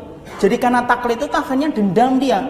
Dan tidaklah kita dapati satu golongan manusia yang sampai kemudian berusaha bukan hanya menyihir Nabi, sampai meracun Zainab bintul Haris, kan perempuan Yahudi. Yaitu karena taklid buta tadi. Jadi kalau orang itu udah taklid buta, ta'asub, itu apapun caranya untuk menjatuhkan orang yang kemudian dia benci, itu apapun caranya. Bahkan sampai menghalalkan segala macam cara itu. Dan itu dilakukan itu. Dipraktekkan langsung itu orang Yahudi itu kayak gitu.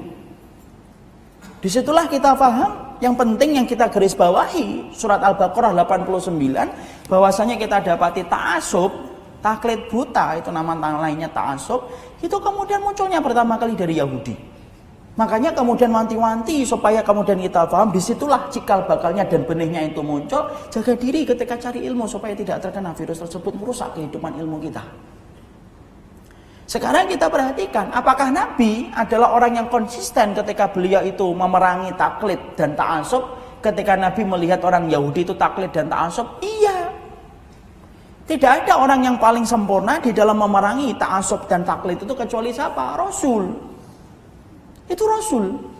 Kita ambilkan kemudian dalil-dalil semuanya dalam riwayat Muslim untuk menggambarin bahwasanya Nabi itu betul-betul akhirnya apa? Betul-betul beliau itu memerangi ta'asub, memerangi taklid buta. Supaya gambarannya itu semakin jelas dulu. Makanya kemudian kita mendapati Nabi itu memerangi betul tentang ta'asub dan taklid buta ini. Mana dalilnya Ustaz? Ada beberapa dalil dan semuanya riwayatnya Muslim. Fi ma ma'na anin Nabi. Yang pertama adalah kita mendapati ketika Ibunda Aisyah kedatangan tamu. Dua wanita tua Yahudi datang ke rumahnya Ibunda Aisyah.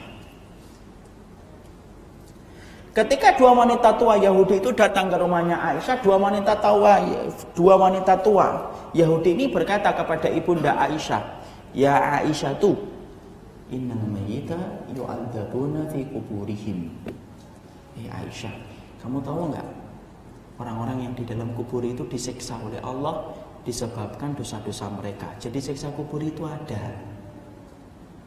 Ibunda Aisyah ketika mendapati tentang itu tidak suka, fakarihat.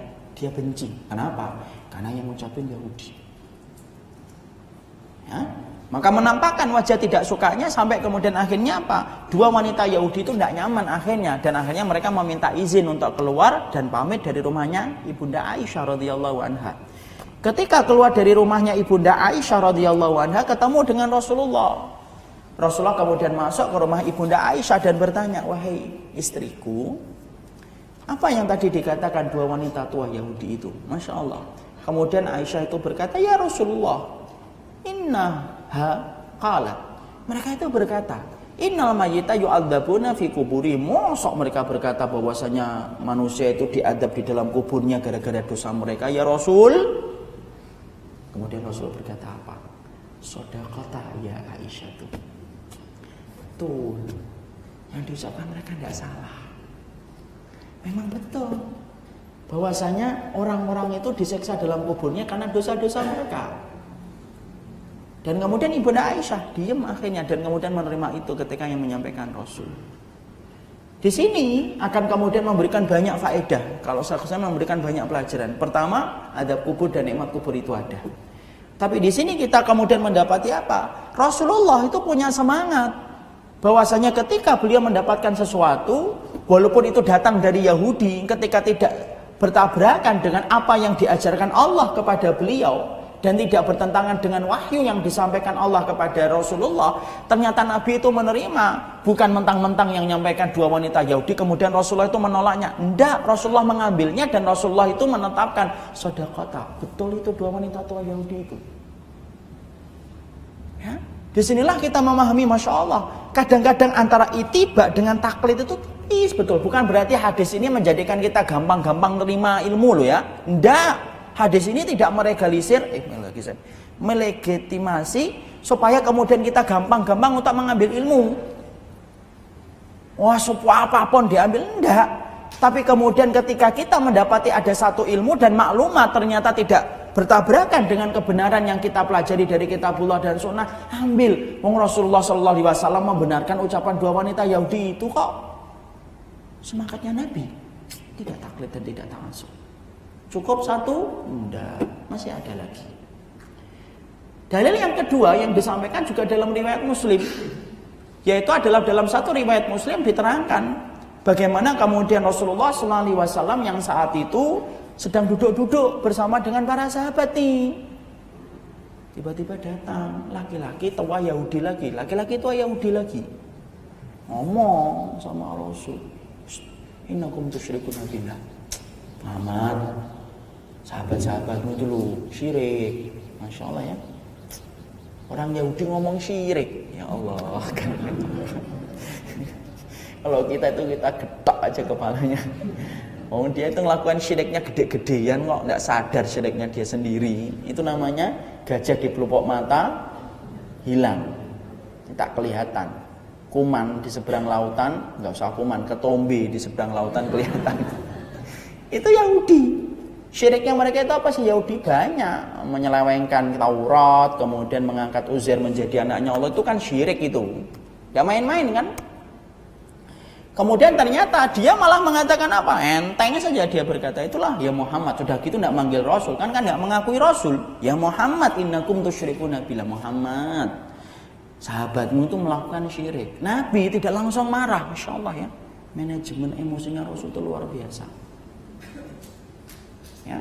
Sebagaimana Nabi itu Masya Allah mendapati istrinya marah-marah pun tenang saja, dibanting tenang, cemburu. Masya Allah ya, Rasul itu bapak-bapak senyum aja. Maka kemudian Rasulullah itu tenang. Rasulullah kemudian berkata, loh kok kamu itu mengatakan sesungguhnya para sahabatku kok syirik itu apa? Yang kemudian kamu katakan syirik itu yang mana? Loh kemudian dikatakan, loh iya sahabat-sahabatku itu syirik. Pertama nih, syirik yang mereka itu apa? Innahum taquluna innakum taquluna wal ka'bah wa taquluna masyaallah wa syi'ta. Loh, syiriknya sahabat-sahabatmu itu satu, sahabatmu itu kalau bersumpah, bersumpahnya atas nama Ka'bah. Wal Ka'bah, demi Ka'bah. Nah itu syirik. Syirik atau tidak syirik? Syirik Pak, Masya Allah ya. Orang Yahudi itu ya ngerti akidah Pak, pinter lagi bahasa Arabnya, Masya Allah. Wal Ka'bah itu syirik Muhammad. Kenapa itu syirik Pak? Kalau kita membuka dalam kitab Tauhid Syekh Muhammad At-Tamimi rahimahullahu taala, kita dapetin di situ syirik atau tidak syirik. Syirik bersumpah itu tidak boleh dengan nama makhluk. Bersumpah itu hanya boleh dengan nama Allah Subhanahu wa taala. Kenapa Allah itu kok bersumpah dengan nama bulan, matahari? Itu Allah. Allah itu tidak pernah ditanya tentang apa yang Allah lakukan. La yus'alu amma yaf'alu wa hum yus'alun, surat Al-Anbiya. Allah itu tidak pernah ditanya, kita yang ditanya. Kenapa Allah bersumpah dengan nama bulan saya tidak boleh? Lu kamu budak kok. Allah itu Rabb yang kita sembah kok. Mana ada office boy ngatur manajer? Tidak ada. Ya Allah itu ya bersumpah dengan apa yang sesuai dengan kebesaran dan maha agungnya Allah. Tapi syirik atau tidak bersumpah atas nama Allah, atas nama selain Allah? Syirik. Bisa menjadi syirik besar, bisa menjadi syirik kecil berdasarkan kepada keyakinan yang ada tumbuh di hati kita. Ya, makanya kita ini kalau bersumpah itu jelas, sumpahnya kita itu cuma satu atas nama Allah. Tidak boleh ditambah-tambahi, demi Allah, demi Rasul, demi ustad-ustad. Nah itu juga tidak boleh. Ustad-ustad tidak ngerti apa-apa, disalah-salahin, diseret-seret, lagi bertengkar suami istri. Tidak boleh. Dan kemudian ketika bersumpah itu kemudian menggunakan 3 huruf, wawu, ba dengan ta. Wallahi, billahi, tallahi. Dan harus ketika bersumpah itu akhirannya itu lafdzul jalalahnya harus kasroh. Wallahi itu baru sumpah. Kalau kemudian dari suami, bang kamu ngapain bang? Wallahu de, wallahu, itu tidak sumpah. Istrinya udah seneng, alhamdulillah, udah bersumpah. Padahal tidak bersumpah itu. Makanya pelajari bahasa Arab Pak. Itu tambahan dari saya. Jadi yang benar wallahi, tallahi, billahi. Itu yang benar. Maka kemudian akhirnya apa? Nabi mendengerin. Yang kedua apa? Yang kedua itu Masya Allah. Ini sahabat-sahabatmu itu kalau mengatakan Masya Allah itu mengatakan Masya Allah wa syi'ta. Kalau mengatakan Masya Allah terserah, itu ngomongnya apa? Terserah Allah dan terserah kamu. Syirik itu, di situ ada wawu menyamakan antara kehendak Allah dan menyamakan antara kehendak makhluk. Masya Allah. Sampai detailnya itu tahu, itu orang Yahudi, ngerti ilmunya. Makanya kita baca Al-Maghdub, kenapa mereka itu dimurkai? Ngerti ilmunya tapi tidak mau beramal, itu Yahudi. Sampai detail-detailnya kecil itu wawu, itu wawunya wawu apa itu Muhammad. Itu menyamakan kehendak Allah dengan kehendak makhluk, itu syirik itu. Masya Allah. Lihat Nabi apakah merespon ucapan itu ataukah menolaknya? Nabi merespon. Ketika yang disampaikan dua perkara itu ternyata tidak bertentangan ini dengan apa yang dikatakan oleh Allah dan Rasulnya. Perhatikan, Rasulullah kemudian mengatakan kepada para sahabat, kalian kalau mengatakan sumpah jangan mengatakan lagi mengatakan wal Ka'bah, tapi ucapanlah wa rabbil Ka'bah, demi Rabbnya Ka'bah. Siapa? Allah. Dan kalau kalian itu mengatakan terserah, jangan mengatakan terserah kamu atau terserah Allah dan terserah kamu, tapi katakanlah terserah Allah kemudian terserah kamu. Itu yang benar. Jadi bapak-bapak ini kalau ibu-ibu ditanya, kapan mau nikahin saya? Terserah Allah kemudian terserah anti, ya itu yang benar. Panjang Ustaz, gak apa-apa, selamat. Daripada pendek tetapi tidak selamat. Tapi di situ kita mendapati apa? Di situ kita mendapati Nabi semangatnya itu apa? Ngerespon kalimat itu. Dan ternyata ketika dimasukkan oleh Nabi tidak bertentangan dengan apa yang diajarkan oleh Allah. Nabi tidak taklid buta, Nabi tidak ta'asub, Nabi terima itu dan Allah jadikan Nabi. Jadikan itu menjadi buah dari ilmu. Ketika kita hari ini belajar akidah, kita akan belajar sumpah dan kita belajar tentang masalah kehendak Allah. Di situ kita paham apa? Masya Allah. Di situ kita paham hati-hati bahwasanya apa? Nabi adalah pribadi yang sangat menolak taklid buta dan menolak ta'asub. Dalil yang ketiga, supaya kemudian kita mengetahui tentang pribadinya Nabi ketika Nabi itu menolak taklid buta dan ta'asub itu apa? Yaitu ketika Abu Hurairah kemudian menjaga Baitul Mal. Hadisnya siapa Ustaz? Riwayat Muslim kembali. Dalam satu riwayat Muslim diterangkan bahwasanya Abu Hurairah ketika beliau itu menjaga Baitul Mal, maka kemudian ketika menjaga Baitul Mal tiba-tiba ada maling. Ini kisahnya kan antum-antum sudah ketahui. Tertangkap itu. Lalu kemudian ketika tertangkap berontak-berontak supaya kemudian meminta untuk dilepaskan. Ketika minta untuk dilepaskan, maka kemudian Abu Hurairah menolak permintaannya sampai maling itu menawarkan satu solusi. Sudah aku ajarin ilmu ya, tapi lepaskan. Nah, ilmu sudah didengarnya sama Abu Hurairah apa? Idza ataita ila manjaika. Gini, kalau kamu mau tidur baca ayat kursi. Insya Allah ketika kamu baca ayat kursi tidak ada satupun setan yang berhasil untuk memberikan mandorot kepada hidupmu pada malam itu. Ternyata pagi harinya kemudian terdengar Rasulullah sudah tahu, lalu bertanya sama Abu Hurairah, ada apa tadi malam? Ya Rasulullah, ada maling kemudian mencuri Baitul Mal. Apa yang dia sampaikan kepadamu? Dia ngajarin ilmu ya Rasul, makanya aku lepasin. Apa ilmu yang dia sampaikan kepada dirimu? Ya Rasulullah, dia ngajarin kepada saya begini.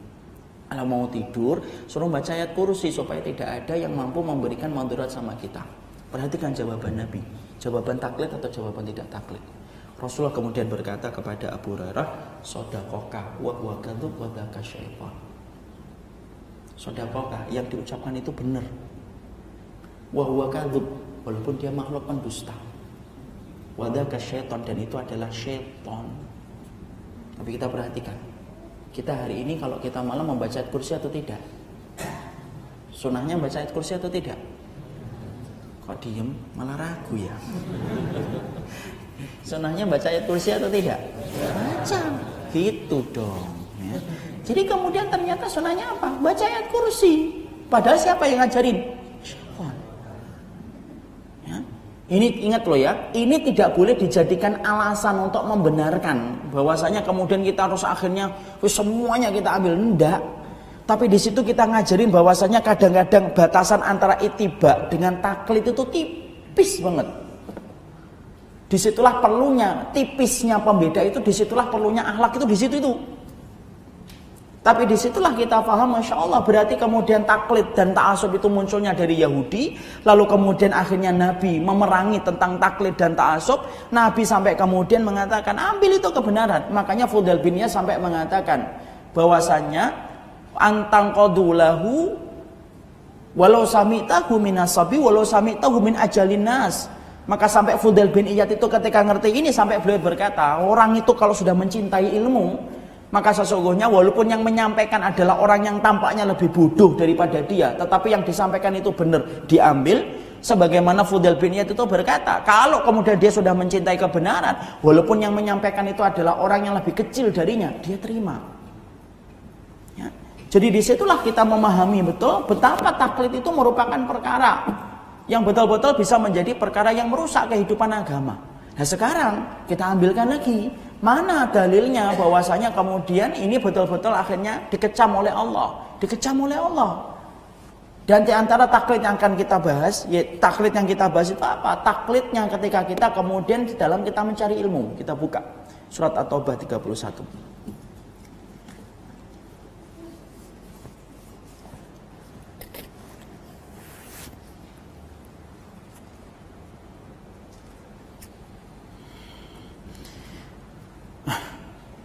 Surat yang ke-9.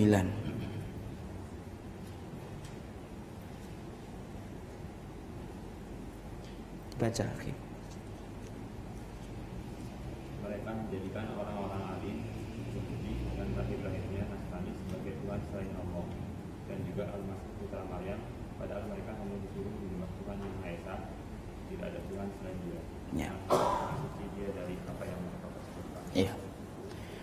Taklid itu sebenarnya ada 3 yang dikecam dalam Quran, tapi kita tidak membahas semuanya karena butuh waktu yang panjang. Ini aja sudah jam 9 ini. Padahal baru muqaddimah ini sebenarnya.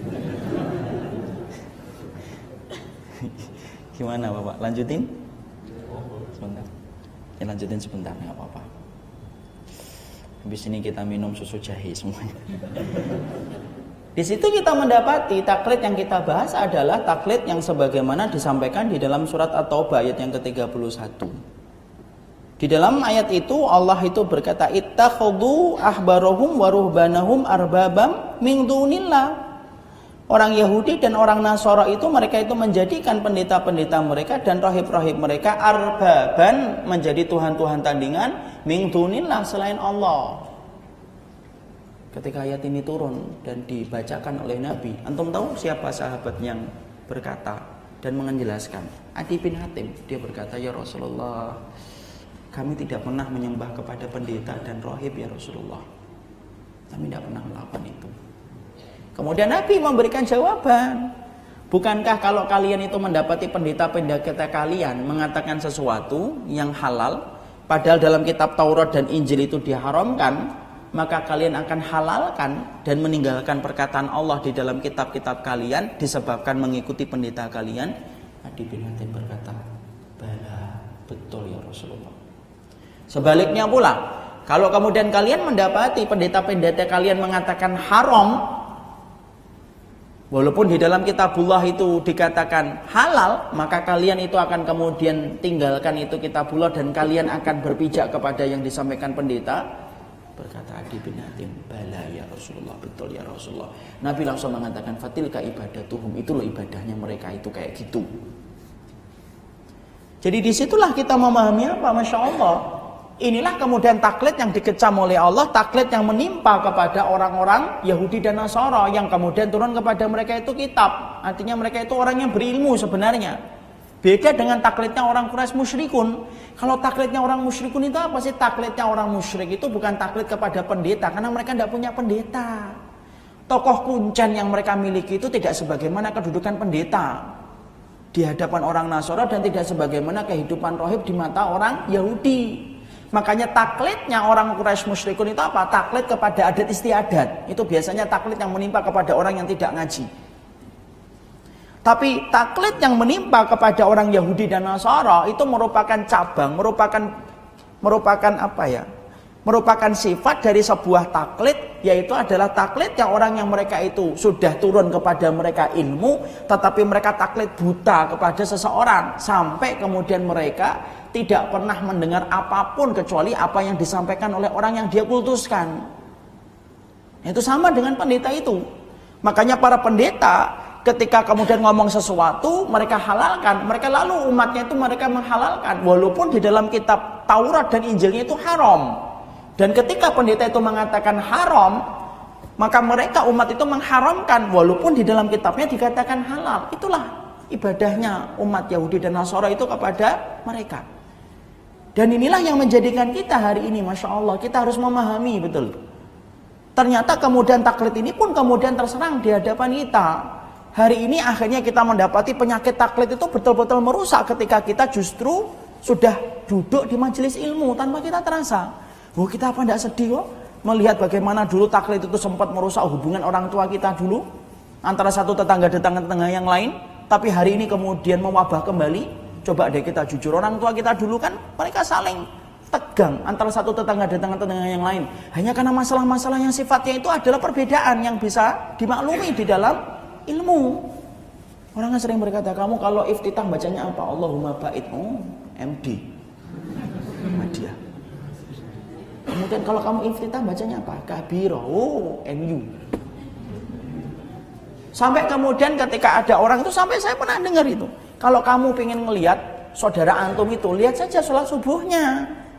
Kalau kemudian sholat subuhnya itu pakai kunut, itu saudara kita, CS.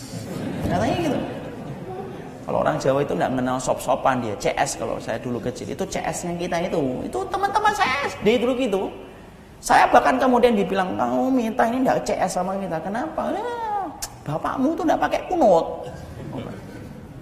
Jadi kemudian itu akhirnya betul-betul terjadi sampai kita mendapati, sampai saya itu mendapati orang itu kemudian ketika ngomong aja dibedakan. Kalau Allahumma muwafiqil aqwami thoriq itu adalah orang NU, tapi kalau wallahu a'lam bisawab itu orang Muhammadiyah. Lu sampai menutup aja dibedain. Jadi ternyata Masya Allah, dan itu kemudian akhirnya apa? Ketika seseorang mencari ilmu, betul kewajiban kita itu adalah bagaimana kita mencari dalil sahih. Tapi bukan berarti ketika kita mencari dalil, ketika kita kemudian tumbuh di majelis ilmu, bukan berarti kita menafikan ilmu, dan kita bukan menafikan kebenaran yang ada di pihak-pihak yang lainnya ketika mereka memiliki rujukan ilmu. Ketika masalah itu termasuk masalah yang sifatnya adalah khilafiyah di antara para ulama. Kalau kita secara tidak sadar jatuh dalam perkara taklid, maka kita pasti menafikan itu dan kemudian menafikan kebenaran dalam pihak lain-lainnya. Disebabkan apa? Kamu tidak sama dengan kita. Akhirnya apa? Kalau sudah terkena dengan virus yang namanya taklid, semua masalah itu hanya disisakan dua warna, hitam atau putih. Kalau kamu sama kita, kamu putih. Kalau sama mereka, berarti kamu hitam. Masya Allah, kan tidak sesederhana itu masalah-masalah yang terjadi. Makanya akhirnya apa? Masya Allah, akhirnya ketika orang sudah jatuh dalam taklid sampai kemudian membenarkan kelompoknya dan golongannya, seakan-akan kelompoknya dan golongannya itu tidak ada satupun celah kesalahan, apa yang terjadi? Yang terjadi akhirnya apa? Terperosok dalam dosa tanpa disadari oleh dirinya. Apa itu? Menghujat, menodai, memfitnah, dan segala macamnya. Sebagaimana pengikutnya Imam Abu Hanifah gatel, panas ketika mendapati Imam Syafi'i itu banyak pengikutnya membuat hadis palsu. Makanya sampai kemudian Syekhul Islam Ibnu Taimiyah, orang yang taklid itu akan berbagai macam cara yang dia lakukan supaya apa? Melampiaskan kebenciannya. Maka beliau ngambil apa? Contoh taklid yang paling parah setelah Yahudi itu, kata Syekhul Islam, taklidnya orang Rafidhah. Sampai mereka pun membuat hadis palsu. Dan apa yang terjadi? Akhirnya apa? Kita terperosok dalam dosa kalau sudah taklid buta. Terlebih lagi ketika kita mencari ilmu tidak ngerti adabnya mencari ilmu bagaimana. Makanya ketika mencari ilmu itu Masya Allah harusnya tuh taksilnya dari pondasi dulu pelan-pelan, ngerti bagaimana madhab itu kemudian ada, baru kemudian apa? Tercipta kemakrufan. Tapi kalau kita sudah belajarnya instan secara jumlah, tidak disertai dengan kita belajar akhlak ketika kita mencari ilmu, yang terjadi adalah produk-produk taklid buta dan ta'assub buta. Apa yang terjadi? Kita akhirnya apa? Sibuk dalam dosa tanpa terasa. Ingat loh Pak dan Ibu, setan itu merubah strateginya. Kalau sudah menyesatkan manusia, itu berubah-ubah strategi setan. Kita ambilkan ya, perkataan dari Sa'id bin Musayyib. Setan itu kalau mendapati anak laki-laki dan perempuan belum nikah, strateginya setan itu apa? Menjadikan laki-laki dan perempuan ini ketika mereka belum menikah, dijadikan indah setiap mereka bertemu, indah pula setiap mereka bersua. Kayaknya kan gitu, ingat-ingat deh 40 tahun yang lalu sebelum. Ya, pada protes yang ketawa itu yang protes-protes itu. Makanya orang kalau kemudian belum nikah kan gitu, Dijadikan semuanya itu indah. Sampai-sampai ketika masih ada yang kayak gitu-gitu. Waliyadzubillah, moga-moga kita diampuni yang masih melakukan itu. Sampai-sampai orang itu kalau pacaran itu berkata apa? 6 jam itu terasa 6 menit. Ya kan? Semuanya tanpa indah. Cerewet banget, Masya Allah. Radio online paling nikmat yang saya pernah dengarin. Ngorok, Masya Allah. Instrumen paling indah ini. Semuanya tanpa indah. Sampai kemudian kita sering mendengar anak-anak muda itu berkata apa? Kalau sudah jatuh cinta, kotoran aja terasa coklat. Kenapa? Karena indahnya. Itu kan. Maaf ya saya Inggris ini. Kenapa semuanya tanpa indah? Setan yang memberikan bumbu-bumbu, kata Sa'id bin Musayyib. Sa'id bin Musayyib. Setan yang menjadikan kemudian apa? Semuanya tanpa indah. Tapi ternyata kalau mereka sudah menikah, sama nggak strateginya setan masih membuat itu tanpa indah? Enggak, dirubah. Yang asalnya semuanya tanpa indah, tampak semuanya itu buruk. Yang asalnya radio online, kayak radio rusak. Yang asalnya kemudian enak gitu, ngorok itu didengerin, Masya Allah ya, ngoroknya menambah khusyuk gitu. Sampai kadang-kadang, Masya Allah ya, pacaran terus hubung, kamu lagi ngapain? Saya lagi sholat, kamu lagi ngapain? Saya lagi sujud. Itu ketika sudah nikah berubah. Sa'id bin Musayyib berkata, kalau orang itu sudah menikah berubah, apa yang kemudian dilakukan setan? Setan itu akan berusaha bagaimana menjadikan suami istri ini terlibat terus masalah, tidak pernah putus-putus. Bahkan kemudian segala yang kecil menjadi besar. Kata orang Jawa, kriwikan jadi grojogan. Semua yang kecil jadi gede. Masalah lampu bertengkar, masalah kunci bertengkar, masalah lupa SMS bertengkar, masalah jawabnya terlalu singkat bertengkar. Kenapa? Ya, karena gitu setannya. Kenapa kok bisa berubah gitu, Ustadz? Kalau dulu itu Masya Allah nggak dijawab SMS-nya, maaf ya nggak dijawab ya, nggak apa-apa Insya Allah, walaupun sampai hari kiamat pun aku tunggu jawabannya. Tapi kenapa ketika sudah nikah kemudian bisa semuanya? Karena strateginya setan sudah berubah. Ini maksudnya apa sih Ustaz? Nah ini di sini maksudnya adalah sama kita Pak. Ketika dulu sebelum ngaji ilmu, strateginya setan itu ngodain kita itu apa? Digodain kita ini, digodain apa? Dangdutan, karaoke, bioskop, ulang tahun, tahun baru. Itu dulu ikhtilat laki-laki dan perempuan, bareng-bareng kemana-mana, peluk-pelukan tanpa merasa berdosa. Kenapa kemudian godaannya semacam itu? Ya karena saat itu kita belum kenal ilmu, belum ikut kajian, belum paham yang sunnah, belum paham yang bid'ah, belum paham yang hak, dan belum paham yang batil. Tapi setelah kemudian kita belajar, apakah setan kemudian berhenti itu? Waduh nangis gitu, kemudian bulung, kemudian sarungnya pergi gitu? Enggak. Enak banget kemudian langsung putus asa. Berarti kamu tidak kenal dengan musuhmu. Ya? Setan itu kemudian setelah dia ngerti nih ikhwan ini, akhwat ini, kemudian setelah belajar, ternyata kemudian dia sudah tidak bisa digoda lagi dengan karaoke. Wah, digoda lagi dengan kemudian ikhtilat sudah tidak mau. Digoda untuk kemudian dengan perkara-perkara yang lain sudah susah. Digoda ulang tahun sudah tidak mempan. Digoda dengan organ tunggal sudah tidak mau. Setan kemudian berusaha itu apa? Berusahanya dengan apa? Akhirnya apa? Disibukkan dia dalam perkara-perkara yang dia jatuh dalam perkara dosa besar. Menghujat, menodai, memfitnah dan yang lainnya tanpa disadari itu yang menyebabkan rusak ilmu yang dia pelajari. Ilmunya seujung kuku, tetapi dosanya seluas samudra. Makanya sampai-sampai kita mendapati perkataan siapa? Imam Ibnu Qayyim, beliau mengatakan wa minal ujab. Yang aku hiranin itu ada orang yang menjaga dirinya dari khamr, menjaga dirinya dari makanan-makanan haram, menjaga dirinya dari pembunuhan dan mengalirkan darah, tapi ternyata tidak mampu menjaga dirinya. Ketika dia mendapati masalah-masalah tentang agama, maka dia hujat semua orang yang kemudian berbeda dengan dirinya dan dia langgar kehormatan orang yang beriman. Hanya satu masalah yang dia tidak kuasai dan tidak dia pahami. Suf. Siapa yang senang? Syaitan. Mau kita diem aja belum tentu selamat kok kita ngomong. Ya atau dia ikhwan? Orang pendiam itu masuk surga atau enggak? Belum tentu. Pendiam loh. Kamu masuk surga kenapa? Karena pendiam. Enggak ada. Lo yang pendiam aja belum tentu masuk surga kok.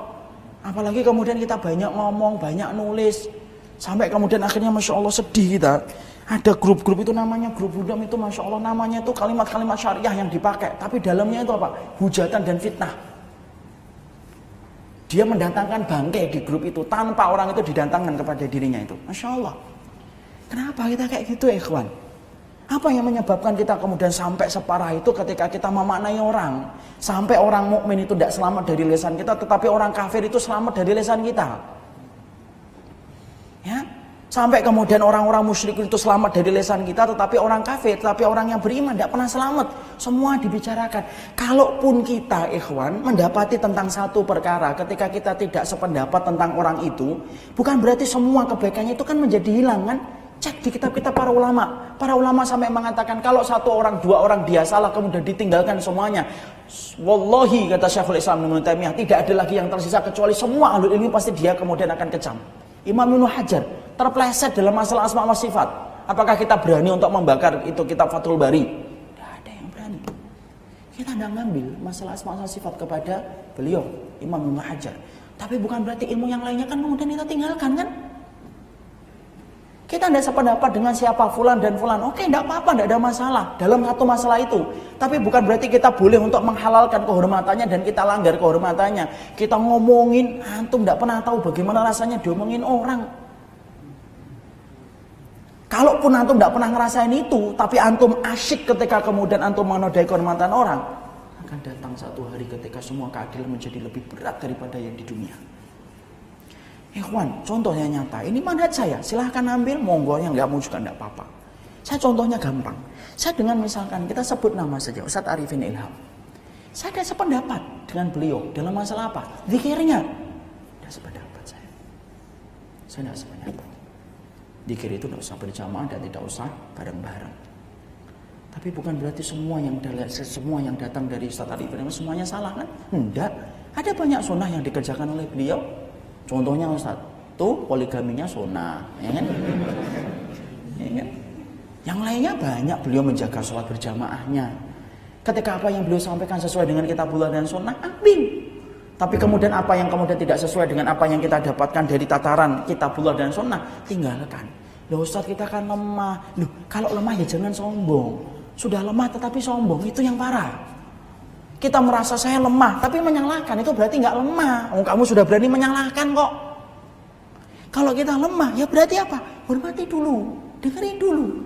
Berkumpullah kepada sesama orang yang beriman. Kenapa? Sesungguhnya mencintai mereka lebih selamat daripada menghujat mereka. Coba kalau kita menghujat, ya kalau benar, kalau salah. Tapi kalau kita mencintai, kalaupun salah, minimal kita tidak mendapatkan apa-apa. Tapi kalau benar, kita mendapatkan pahala di sisi Allah yang besar. Makanya Masya Allah, saya ringkaskan ini. Inilah pentingnya bagi kita hari ini, Masya Allah. Kita bukan berarti kemudian kita sepakat 5 lah dulu ya. Makanya tadi saya sampaikan, sepakati 5 dulu. 1, kita sepakat bahwasanya kita harus ittiba. 2, kita sepakat mengikuti manhajnya Nabi. 3, kita sepakat bahwasanya kita harus bertanya sama ahlul ilmi. 4, kita sepakat bahwasanya ahlul ilmi bukan maksum. Yang kelima, kita sepakat ulama itu berbeda pendapat. Kalau kita sepakat ini, lalu kenapa kemudian kita harus meruncingkan gigi kita kepada orang yang beriman? Bawa minyak kemana-mana supaya membakar hati itu buat apa?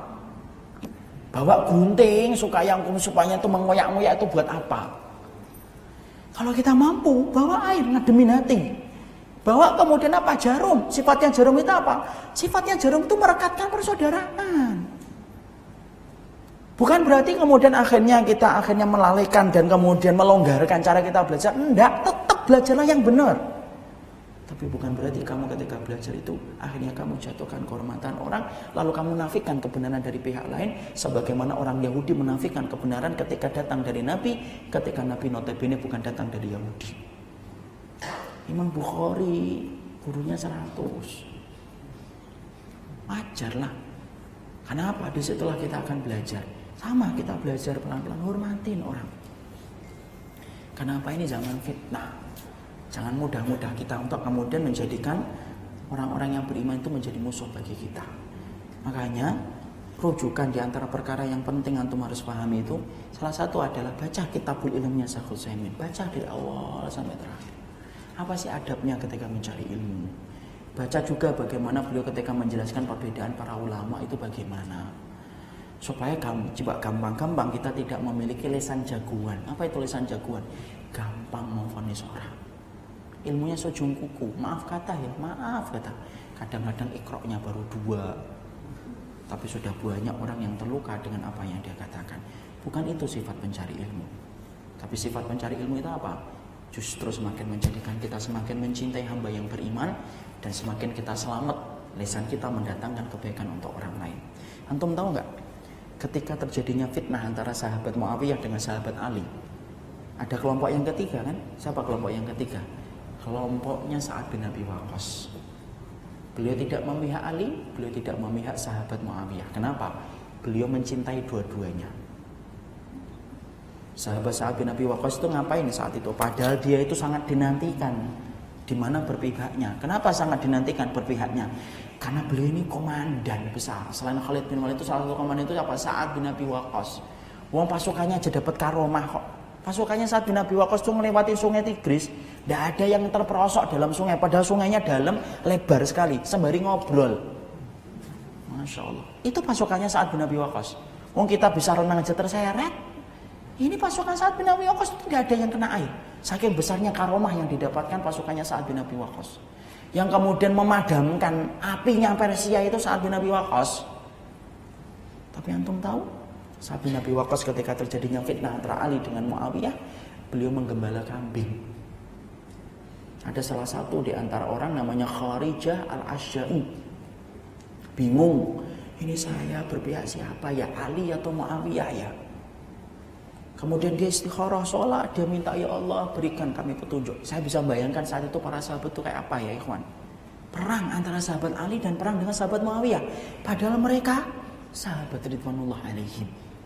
Dan kita sepakat, tidak ada golongan manusia yang paling dicintai oleh Allah setelah para nabi kecuali siapa? Sahabat. Maka Kharijah al-Asyai ini kemudian meminta kepada Allah, ya Allah terangkan kepada kami, ya Allah mana sikap yang harus saya ambil. Kemudian dia bermimpi. Apa mimpinya? Dalam mimpinya kemudian dia berjalan, kemudian dia naik ke atas langit. Kemudian dia bertemu Rasulullah dengan Nabi Ibrahim alaihissalam. Rasulullah itu di dalam mimpinya, kata Kharijah al-Asyai, berkata kepada Nabi Ibrahim, ya Nabi Allah, wahai Nabinya Allah, mintakanlah ampunan untuk umatku. Mintakanlah ampunan untuk umatku. Kemudian Nabi Ibrahim itu berkata, kenapa kamu tidak tahu wahai Nabi Muhammad apa yang terjadi pada umatmu setelah engkau meninggal dunia? Rasulullah berkata, iya, mintakanlah ampunan untuk umatku, kata Rasulullah. Kemudian Nabi Ibrahim berkata di dalam mimpi yang dilihat oleh Kharijah al-Asyai, kenapa si umatmu tidak mau mengambil sikap sebagaimana sikapnya sahabat pamanmu Sa'ad bin Abi Waqqas? Kharijah al-Asyai ketika mendengar nama Sa'ad bin Abi Waqqas, bangun dia. Langsung dia temui sahabat Sa'ad bin Abi Waqqas.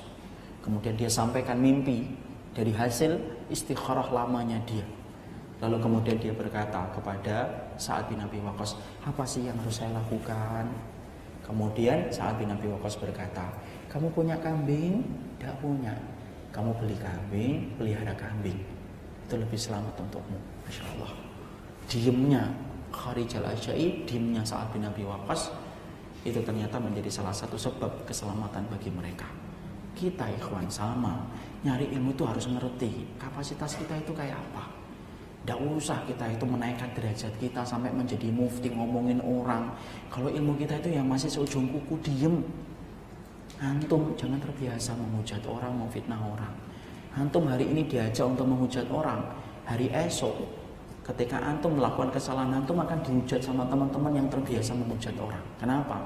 Kalau sudah terbiasa untuk menghujat orang, hari ini antum diajak untuk menghujat orang, besok antum akan menjadi objek hujatannya. Kenapa? Api kalau sudah terbiasa membakar, kalau sudah tidak ada kayu, mereka saling membakar antara dirinya mereka sendiri. Dan itulah yang menjadikan kita apa? Berakhlak. Ketika kita mendapati diri kita berada di majelis ilmu. Barakallahu fikum. Ini yang dapat kita sampaikan. Sebenarnya masih panjang, saya ringkas-ringkaskan ini. Ya, saya khawatirnya terlalu banyak nanti muntah-muntah.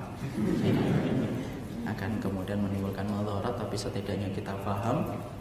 Belajarlah bagaimana kita saling mencintai kepada hamba-hamba yang beriman. Semoga kita dipertemukan di dunia dan dipertemukan di akhirat, insyaallah. Karena ini waktu sunnahnya adalah waktu bertemu dengan keluarga. Saya yakin insyaallah semuanya sudah paham dan tidak ada yang bertanya insyaallah. Karena semuanya ingin bertemu dengan masing-masing keluarganya. Jumlah kening istrinya di belakang pintu, jangan di depan pintu ya, insyaallah. Dan jangan salah, jangan sampai istri tetangga yang di sini. Barakallahu fikum, ini dapat kita sampaikan.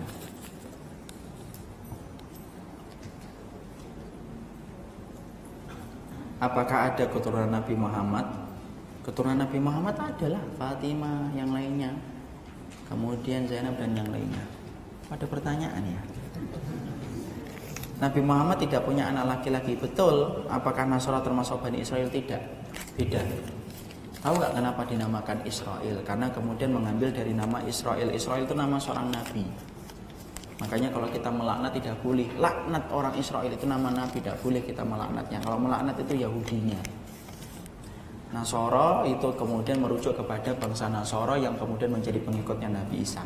Nanti kapan-kapan kita bahas kenapa dinamakan Nasoro, kenapa dinamakan Yahudi, kenapa dinamakan Muslim.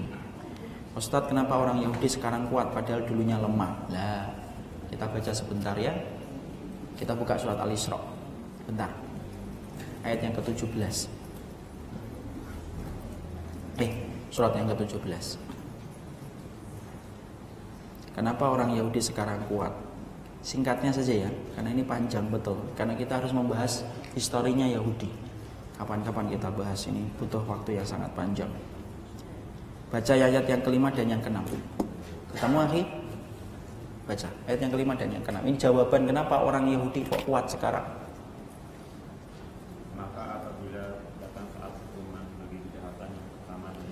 Kejahatan yang pertama itu kapan? Kejahatan mereka ketika mereka berkhianat kepada Nabi berkali-kali.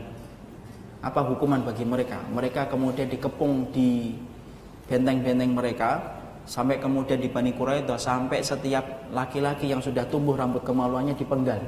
Atas hukuman pengadilan, hakimnya adalah Sa'ad bin Mu'adz radhiyallahu anhu, seorang sahabat yang tertancap panah oleh Ibnu Abi Ariqah, lalu kemudian mengucurkan darahnya dan kemudian meninggal. Sebelum meninggal beliau memutuskan hukuman kepada Bani Quraidah. Sa'ad bin Mu'adz adalah orang yang diislamkan oleh Mus'ab bin Umair, dan beliau ketika meninggal dunia menggoncangkan arsy-Nya Allah. Hukuman yang Allah berikan kepada Yahudi atas kejahatan yang pertama itu apa? Yaitu adalah mereka betul-betul menjadi bangsa yang hina ketika Rasulullah dan para sahabat itu menguasai Madinah dan menguasai Mekah. Teruskan. Kami datangkan kepadamu hamba-hamba kami yang perkasa. Ya, hamba-hamba yang perkasa ini para sahabat. Teruskan. Dan itulah ketetapan yang pasti terlaksana. Ya, sudah terlaksana. Wa kana wa'dul maf'ula, sudah terlaksana itu. Kemudian teruskan ayat berikutnya. Kemudian kami berikan kepadamu giliran untuk mengalahkan mereka. Kami datangkan kepadamu giliran. Kepada siapa? Yahudi. Teruskan. Kami membantumu dengan harta kekayaan dan anak-anak, dan kami jadikan kamu kelompok yang lebih besar. Tuh. Kami memberikan kepadamu apa? Harta-harta, anak-anak keturunan. Jadi kalau kita hari ini kenapa Yahudi kok sekarang kuat Ustaz? Itu fitrah yang sudah dijanjikan oleh Allah, bentuk istidrajnya Allah kepada mereka. Dan Allah menyebutkan di situ apa? Yaitu adalah malan, yaitu adalah harta. Makanya kita dapatikan bagaimana kemudian mereka bi'amwalin wa banin. Bi'amwal itu harta, wa banin itu keturunan. Makanya orang Yahudi itu tidak mengenal dakwah. Mereka itu mengenal agamanya itu apa? Lewat keturunan. Karena diperbanyak keturunannya. Dan kemudian apa? Amwal, harta. Antum tahu kan? Krisis moneter yang pernah terjadi di negeri kita tahun 97 itu salah satu di antara penyebab utamanya adalah karena ada orang Yahudi yang menarik uang besar-besaran. Siapa itu? George Soros. Orang Yahudi kan, satu orang.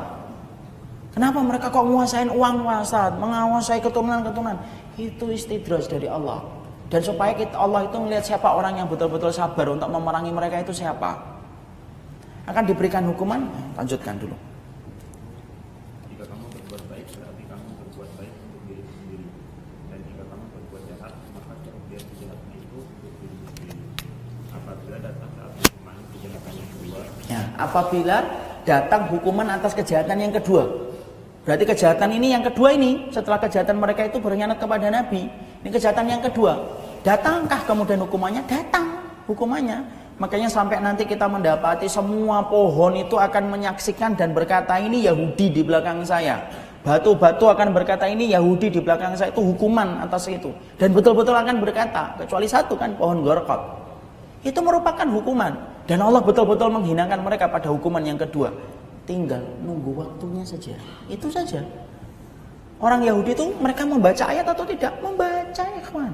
Dan mereka memahami kok setiap bangsa kalau sudah mengalami puncak tidak ada tempat lagi kecuali turun. Dan mereka tahu tidak ada yang bisa menggantikan posisi mereka kecuali kaum muslimin. Makanya apa? Mereka 24 jam memerangi kita tanpa henti. Kenapa? Mereka ingin memperlama waktunya supaya mereka tetap berada di atas. Tapi mereka tahu nggak kalau mereka itu pasti kalah? Mereka tahu. Mereka hanya memperlambat waktunya saja. Dan Masya Allah ya, orang Yahudi dan Nasara itu ketika memerangi kita, Masya Allah ikhwan, seakan-akan masuk neraka itu susah dan mahal banget. Bangun media di mana-mana, memproduksi peluru, memproduksi rudal, hanya untuk masuk neraka itu. Masya Allah, seakan-akan masuk neraka itu mahal. Adapun kaum muslimin, kaum mukminin nyantai, tenang. Seakan-akan masuk surga itu murah banget, Masya Allah ya. Diperangi nyantai aja, Masya Allah itu. Tapi akan datang hukuman ini nanti. Dan itu datang waktunya insya Allah. Biar nanti dibahas tentang fitnah akhir zaman. Nanti kapan-kapan kita bahas fitnah akhir zaman insya Allah. Paham ya? Jadi kenapa kalau kemudian Bapak bertanya, kenapa Yahudi kuat? Ini jawabannya. Surat Al-Isra dibaca tafsirnya akan lebih terang dan lebih benderang. Semua tafsir dan takwilnya. Barakallahu fikum, ini yang dapat kita sampaikan. Mari kita kembali ke rumah kita masing-masing. Jangan lupa ini adalah malam Jumat. Sunahnya membaca Al-Kahfi, kemudian berbanyak sholawat. Kemudian jangan lupa untuk menyertakan kaum muslimin di dalam doa-doa kebaikan kita. Dan semoga kita dijauhkan dari segala perkara yang bisa menyebabkan pecahnya hati kita ketika saling mencintai. Semoga kita saling mencintai karena Allah, menjauhkan dari tahrish. Tahrish itu yang memecahkan hati di antara orang yang beriman. Subhanakallahumma wa bihamdika asyhadu an la ilaha illa anta astaghfiruka wa atubu ilaik. Assalamualaikum warahmatullahi wabarakatuh.